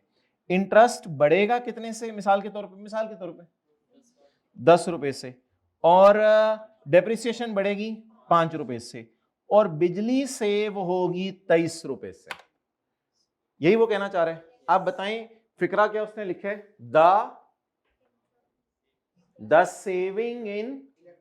सेविंग होगी ना, 102 में से 23 माइनस, ये बिजली का बिल बच गया, अभी शायद बिजली का बिल इसमें 23 रुपए पड़ा हुआ था, ये बच गया। Saving in electricity bill will result in, sorry, it's benefit exceed the interest on this and the depreciation on this. Now अगर उल्टा लिखा होता तो फिर एडवर्स इफेक्ट था इसका। उल्टा लिखा होता का मतलब कि बाद में ये डिसीजन लेने के बाद पता चलना था कि इलेक्ट्रिसिटी उतनी सेव हो नहीं रही जितना फाइनेंस कॉस्ट और डेप्रिसिएशन पड़ गई। अगर उस तरह लिखा होता तो एडवर्स था। अभी मेरे ख्याल से एडवर्स छोड़ें, अभी तो गियरिंग को तो मस्ट जिक्र करके आएगा क्योंकि लोन बढ़ा है। गियरिंग रेशो को तो फौरन डिस्कस करके आना है, वो इजी मार्क्स लेने हैं, ये इजी होते हैं जो देखते ही पकड़े जाते हैं। और इसको भी फौरन डिस्कस करें क्योंकि पीबी, आईटी और पैट बढ़ा है। खुदा के लिए कोई बोंगा ये ना लिखा है जीपी पे फर्क पड़ेगा। नोट डाल सकते हैं आप कि अगर प्रोडक्शन के अंदर बिजली इस्तेमाल हो रही है तो जीपी पे भी हिट है। अगर आप इस तरह का नोट डाल के आ जाए तो जीपी के भी ऊपर हिट लिख सकते हैं, कोई मसला ही नहीं इसमें। लेकिन आम हालात में बेशक जीपी को स्किप कर दें, जीपी में भी सेविंग आ सकती है बिजली और इसकी वजह से। तो अब बता दें डायरेक्ट बिजली की सेविंग अगर इससे नेट करूं तो किस किस प्रॉफिट पे फर्क पड़ेगा। नेट प्रॉफिट पे, ये ना लिख लिया करें फिर पेपर में, इस तरह मुझे तो नहीं पता चल रहा, ये पता नहीं पीबीआईटी था क्या था, ये लिख लिया करें पेपर में, रेशो पहले लिखा करें, ऐसे तो नहीं फिर पता चलेगा। पीबीआईटी पे हिट पड़ेगा, पैट पे हिट पड़े, वो गियरिंग छोड़े, अभी मैं पी एंड एल वाली साइड बात कर रहा हूं, और साथ ईपीएस पे भी हिट पड़ेगा। तो ये सारी चीजें पॉजिटिवली इफेक्ट करेंगी। लोन लेने से हमारी गियरिंग बढ़ जाएगी, लेकिन हम कोई नोट डालेंगे कि yes we can increase the gearing but in acceptable level of 40 to 60। ये थोड़ा सा नोट डालिएगा, though we can raise redeemable preference share but keeping in view that now after obtaining redeemable preference capital this ratio should not exceed 40:60। ये जो cap लगाई है उसने ये बताइएगा कि लोन ले लो लेकिन इतना भी ना ले लेना कि ये 40 की जगह 4258 हो जाए, ये फिर तुम्हारे लिए गड़बड़ हो जाएगी, ये फिर उल्टा इफेक्ट पड़ जाएगा।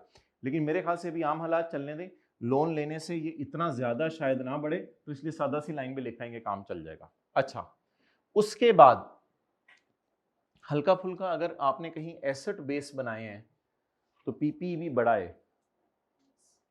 पीपी भी बढ़ा है ना, पीपी बढ़ा है, किस रेशो में बढ़ा है, sale over average capital employed या ये, तो इधर क्या होगा फिर, लोन लिया है और हाँ ठीक है ये भी कह सकते हो। भाई कह रहे हैं इस तरह देख लें, लोन लिया मिसाल के तौर पे 70 रुपए का, और एसेट भी बढ़ गए 70 रुपए से। कैसे? कैश डेबिट लोन क्रेडिट और पीपी डेबिट कैश क्रेडिट। अब इसकी वजह से हुआ क्या, इसकी वजह से जब मैं यहां पे फिगर लेता हूं तो वो क्या लेता हूं, equity plus long term loan. तो बताएं इक्विटी मेरी ये होगी, वही जो पहले थी जो भी थी, प्लस लॉन्ग टर्म लोन। तो ये तो मेरे ख्याल से फिर फर्क पड़ेगा ना, एसेट तो बढ़े उस साइड पे, लेकिन आप एसेट टर्नओवर कैसे निकालते हो, मतलब कोई इधर तो चीज नेट नहीं हो रही ना, वो उधर वाली चीज है।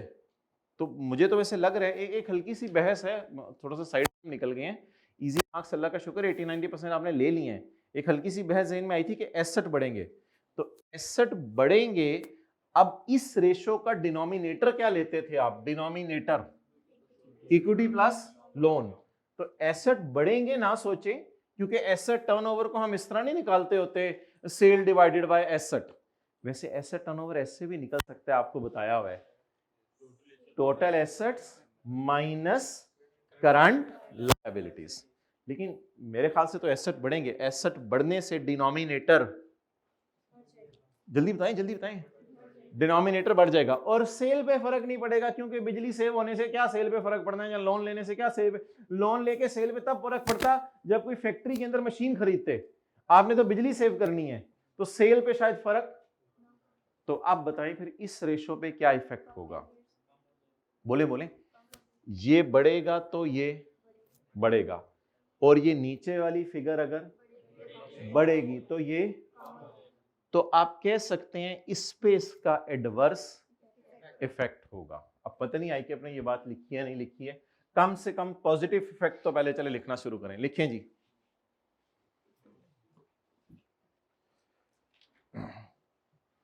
Electricity saving, net electricity saving लिखते हैं, अब इतना टाइम नहीं हमारे पास। नेट इलेक्ट्रिसिटी सेविंग, नेट का क्या मतलब है, इंटरेस्ट और efficiency.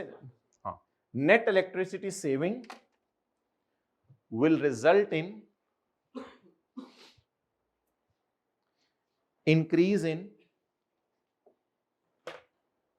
PBIT.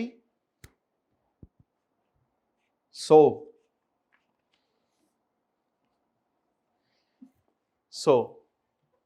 net profit percentage, ROA and ROE, ROA and ROE,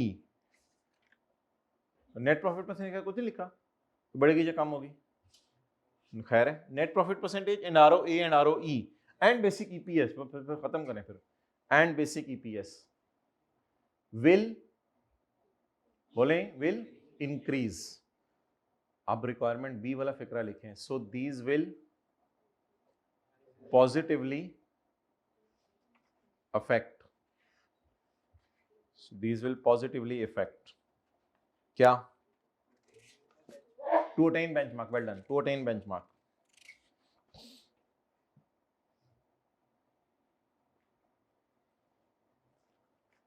however अब लिखने की जरूरत नहीं, फर्दर, फर्दर नहीं, इंक्रीज इन एसेट नहीं, पहले इजी मार्क्स लो, इजी मार्क्स, लोन लिया मैंने, further increase in loan in form of redeemable preference share, further increase in loan, आगे बोलें क्या बोले, in form of redeemable preference shares, बोलें आगे, will result in increase in gearing ratio, will result in increase in gearing ratio।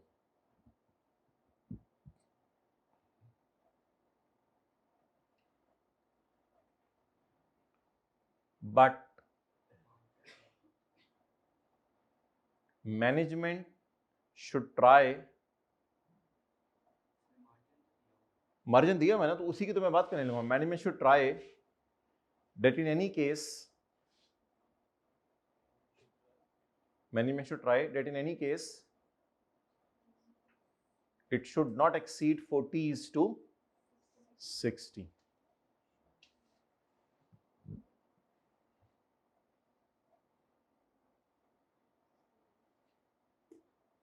It should not exceed 40:60. और वो वाली बात उसने नहीं लिखी हुई जो हमने एंड पे की है, वो कर सकते हैं, कोई मसला नहीं।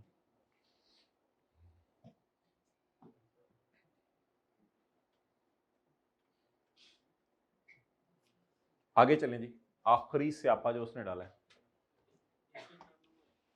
ऐसे टर्नओवर में कहना लिख सकते हैं और उसका फिर एडवर्स इफेक्ट होगा। चलें पढ़ें जी आखिरी वाली चीज।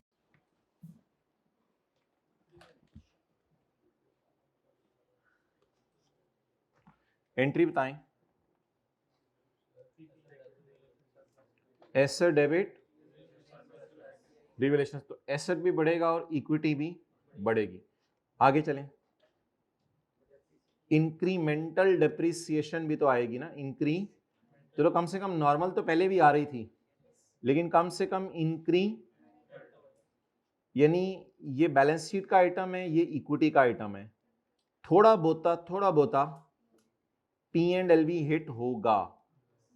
लेकिन मुझे ये लग रहा है कि ये जो P&L को हिट मारेगा ना, ये फिर देखना पड़ेगा कि रिवैल्यूएशन अपवर्ड है या डाउनवर्ड है। ये जरा ओए, इंक्रीज इन फेयर वैल्यू, बड़ा कमाल बंदा निकला।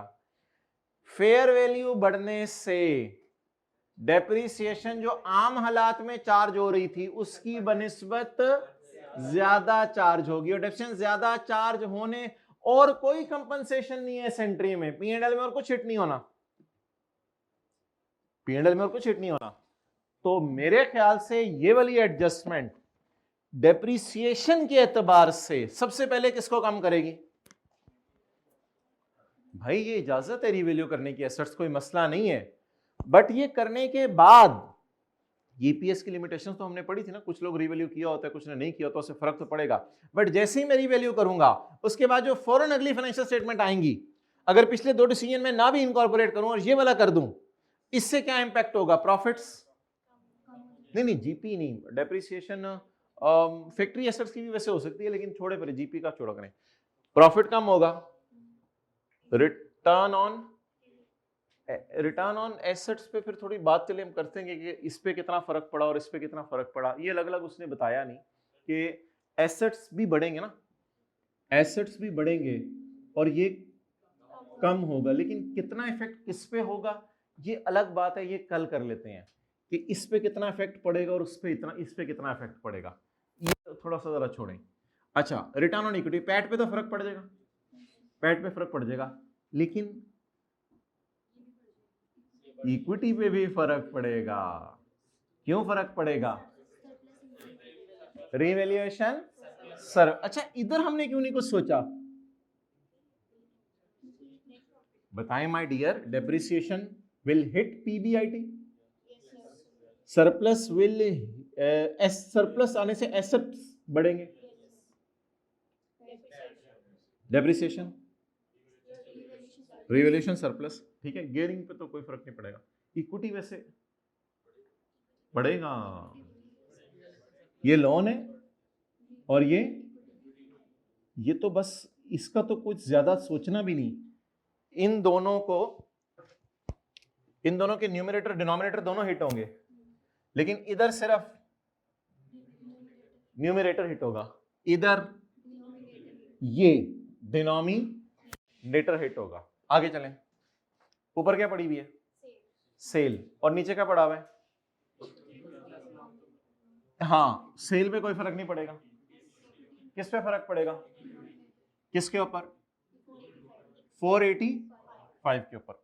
आगे basic EPS is obviously number of shares पे तो फर्क नहीं पड़ा, नंबर ऑफ शेयर्स पे तो फर्क नहीं पड़ा, किस पे फर्क पड़ेगा? पैट पे। क्यों? डेप्रिसिएशन बढ़ने से ये कम हो। अब ये हैं इजी मार्क्स, जहां सिर्फ क्या हिट हो रहा है, या न्यूमरेटर या डिनोमिनेटर, या डिनोमिनेटर या न्यूमरेटर, ये हिट हो रहा है। और जहां पर दोनों हिट हो रहे हैं उस बहस को थोड़ा सा पॉज पे डालते हैं, जहां दोनों हिट हो रहे हैं उस बहस को थोड़ा पॉज पे डालते हैं। आप बताएं, नंबर 1, प्रॉफिट्स कम होंगे डिडक्शन की वजह से, तो प्रॉफिट्स कम होने की वजह से इस एडजस्टमेंट का जीपी परसेंटेज पर 5.7 की बजाय शायद 4 पॉइंट किसी पे चली जाए। पॉजिटिव इंपैक्ट या एडवर्स इफेक्ट? आगे चलें। जब इक्विटी बढ़ जाएगी तो इक्विटी बढ़ने से ये फिगर मजबूत होगी, ये फिगर, अच्छा ये बढ़ती है तो ये बढ़ती है, जब ये बढ़ती है तो ये कम होती है। अब वो अगर आपने लोन ले भी ले तो ये कम होना शायद उसको पिछली एडजस्टमेंट से लिंक कर रहा हूं, ये कम होना शायद उसको कंपनसेट कर दे, थोड़ा बहुत लोन लेने की गुंजाइश आपके लिए और भी निकल आए। और आखिरी बात, ये जब इक्विटी बढ़ेगी, ये बढ़ने से ये बढ़ेगी और ये, ठीक है, और उसके बाद ये नहीं कम होगा, ये कम होने से ईपीएस। तो इजी मार्क्स तो पहले लेंगे ना हम कि net profit and basic EPS will decrease because of more depreciation, which will adversely, if this management decision will adversely affect on attainment of benchmark. इधर आए आगे, increase in equity will result in less gearing. आसान सा, ये बढ़ने से ये बढ़ेगा, ये बढ़ने से ये will result in less gearing which may be compensated by redeemable preference share issue। इस तरह की लाइन लिख के आ सकते हैं। और इसमें लिखें, बताएं,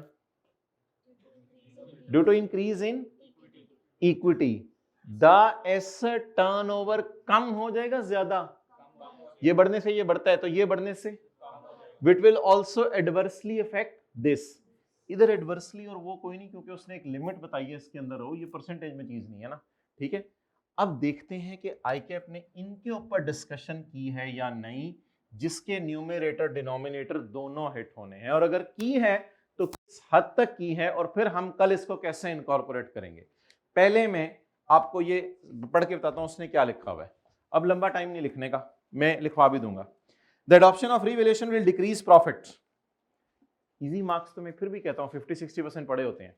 the adoption of revaluation will decrease profit due to higher depreciation. This will lead to decrease in basic EPS and net profit margin and return on asset and return on equity and asset turnover। अब बात करते हैं कि इसने इन दोनों की बात क्यों की, ठीक है, आगे चलें। और फुल स्टॉप के बाद इसने लाइन डाली, however decrease in gearing ratio, decrease हो जाएगी ना गियरिंग रेशियो। ये तो आसान नंबर है ना, हमने जो आईकैप से डिसएग्री किया है वो इस पे किया कि न्यूमरेटर डिनोमिनेटर दोनों हिट हो रहे हैं, तो बताओ किस हद तक बहस करनी है। जो इजी बहस है वो तो हमने कर लिया है, एनपी, बेसिक ईपीएस, और इसकी डिस्कशन हमने कर ली। ऐसा टर्नओवर की भी अलग से डिस्कशन कर लेंगे, वो एडवर्सली इफेक्ट होगी, वो भी हमने आपको बता दिया। और ये वाली एक्सेप्टेबल लेवल तक ले जाएं, इसके बारे में लिखा हुआ है, decrease in gearing ratio will support the attainment of benchmark. Will support the attainment of benchmark, ये पता है इसने क्यों लिखा है विल सपोर्ट? असल में तो गियरिंग कम होनी है, लेकिन उधर से शायद वो लोन जो पकड़ा हुआ है ना वो ज्यादा शायद बढ़ रहा होगा, तो इस वजह से इस तरह की लाइन लिख के आ गए। यहाँ हम कोई और लाइन भी लिख के आ सकते हैं। अब सवाल सिर्फ हमारा ये रह गया कि उसने इन दोनों के साथ क्यों मस्ट लिखा है कि ये दोनों क्या हो जानी है, बोले डिक्रीज। तो इस पे हम बात कर लेंगे इंशाल्लाह, ये अलग बहस है। जब डिनोमिनेटर न्यूमरेटर दोनों हिट हो रहे हो, इन पे हमने कल डिस्कशन शुरू करनी है। अभी सादा सा जवाब लिख लें, increase in depreciation will decrease net profit, increase in depreciation will decrease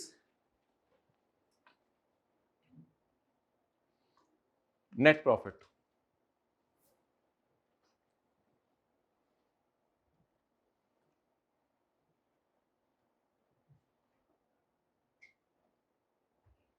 which will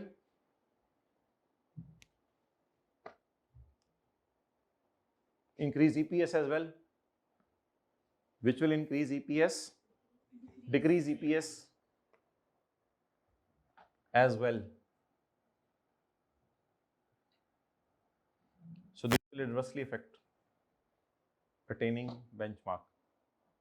So these will adversely affect attaining benchmark.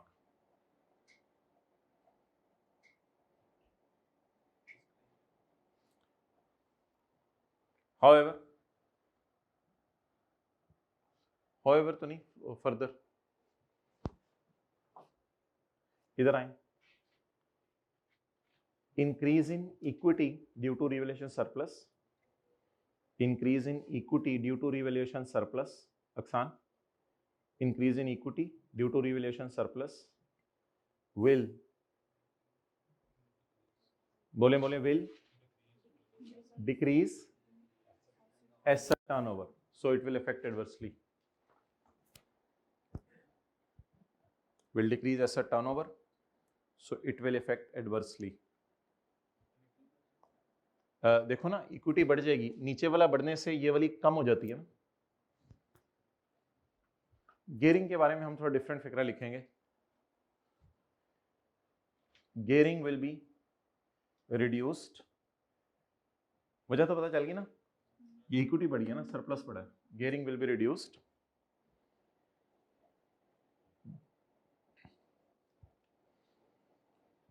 So after raising loan,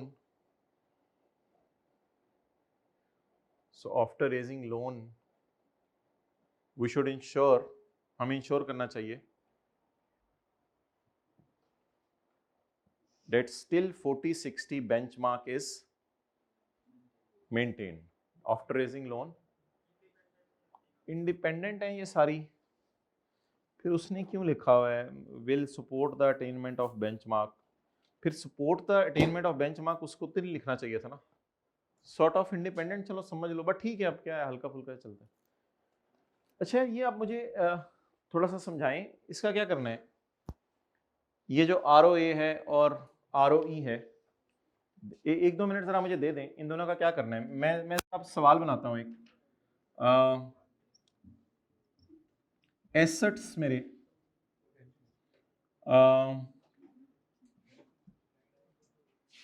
मैं 3 चीजें लेता हूं. एक मिनट थोड़ा सा डिस्कशन करने दो मुझे, जरा थोड़ा सा डिनोमिनेटर न्यूमिनेटर दोनों हिट होने हैं ना, थोड़ा मुझे डिस्कशन करने दो. एक बार जरा लॉजिक पे डिस्कशन कर लें, फिर बाद में कोई तरीका निकालना हो वो निकाल लेंगे. थोड़ा सा जरा हेल्प आउट करें. बिफोर और आफ्टर एसेट रीवैल्यू होने से पहले 70 थे और रीवैल्यू होने के बाद 100 के हो गए. ठीक है. इक्विटी जो है मेरी 200 रुपए की थी. इक्विटी मेरी 200 रुपए की थी. सरप्लस आया, प्लीज बता देना. सरप्लस आया ना, मतलब एसेट 70 रुपए से 100 रुपए का हो गया, तो सरप्लस, अब डेस्टिनेशन छोड़े हल्का फुल्का, तो एसेट कितने के 70 के, अब कितने के हो गए 100 के हो गए, तो सरप्लस 30 का सरप्लस इक्विटी को बढ़ा देगा. डन. अच्छा जी, पैट इधर क्या यूज हो रहा था, पैट ठीक है. पैट जो है वो पहले आ रहा था मिसाल के तौर पे 50 रुपए. अब इंक्रीमेंटल डिप्रिसिएशन की वजह से ऐसे 30 रुपए से बढ़े हैं, तो चलो 30 डिवाइड बाय 10 रिमेनिंग लाइफ है, तो 3 रुपए डेप्रिसिएशन डाल देते हैं. Incremental depreciation 50 - 3 47. थोड़ा सा यानी कि टीचर घर में कैसे समझते हैं या आप लोग कैसे समझ सकते हैं, हम खुद मेहनत करके ये सारा आ गया. अब मुझे बता दें एंट्रीज क्या क्या हुई हैं.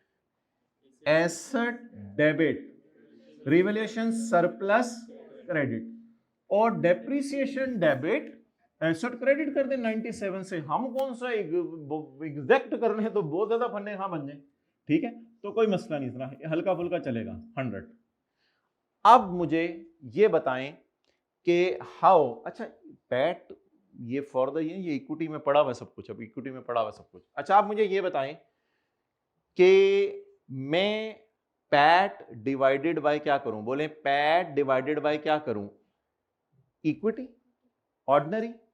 चलें पहले वाला पैट बताएं, बिफोर वाला आरओई निकालें, इस डेटे की आरओई निकालें। पैट पैट पैट 50 ज्यादा क्यों था भाई, मेरे साथ नहीं आप लोगों ने लग रहा है, डेप्रिसिएशन नहीं थे ना इसलिए ज्यादा था। डिवाइडेड बाय इक्विटी कम क्यों थी, कम क्यों थी, क्योंकि इसमें सरप्लस जी 25%। आगे चलें,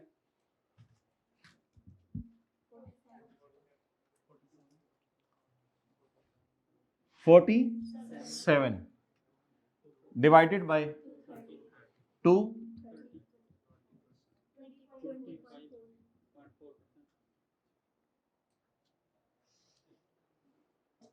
आईकेप ने भी लिखा हुआ था ये कम हो जाएगी, लिखा हुआ था ना उसने भी ये कम हो जाएगी, हमने चेक भी कर लिया कम हो जाएगी।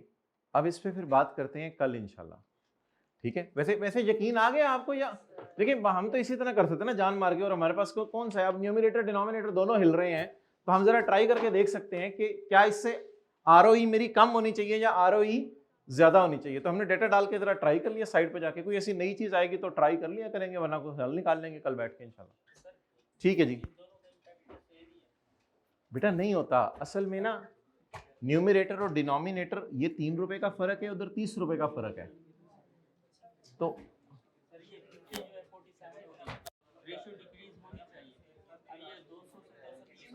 अच्छा अब आप हजरात 2 बजे दोबारा आ जाएं, एक सवाल हम और करेंगे 2 से 2:30 बजे तक, जिसने आना हुआ वो आ जाए, जिसने आना हो कोई मसला नहीं, पार्ट भी अटेंड कर लीजिएगा, मैं आपसे बात कर लेता हूँ, ठीक है जी, ओवर। 2 बजे इंशाल्लाह आ जाए, 2 से 2:30 या 2:40 तक एक सवाल कर लेते हैं और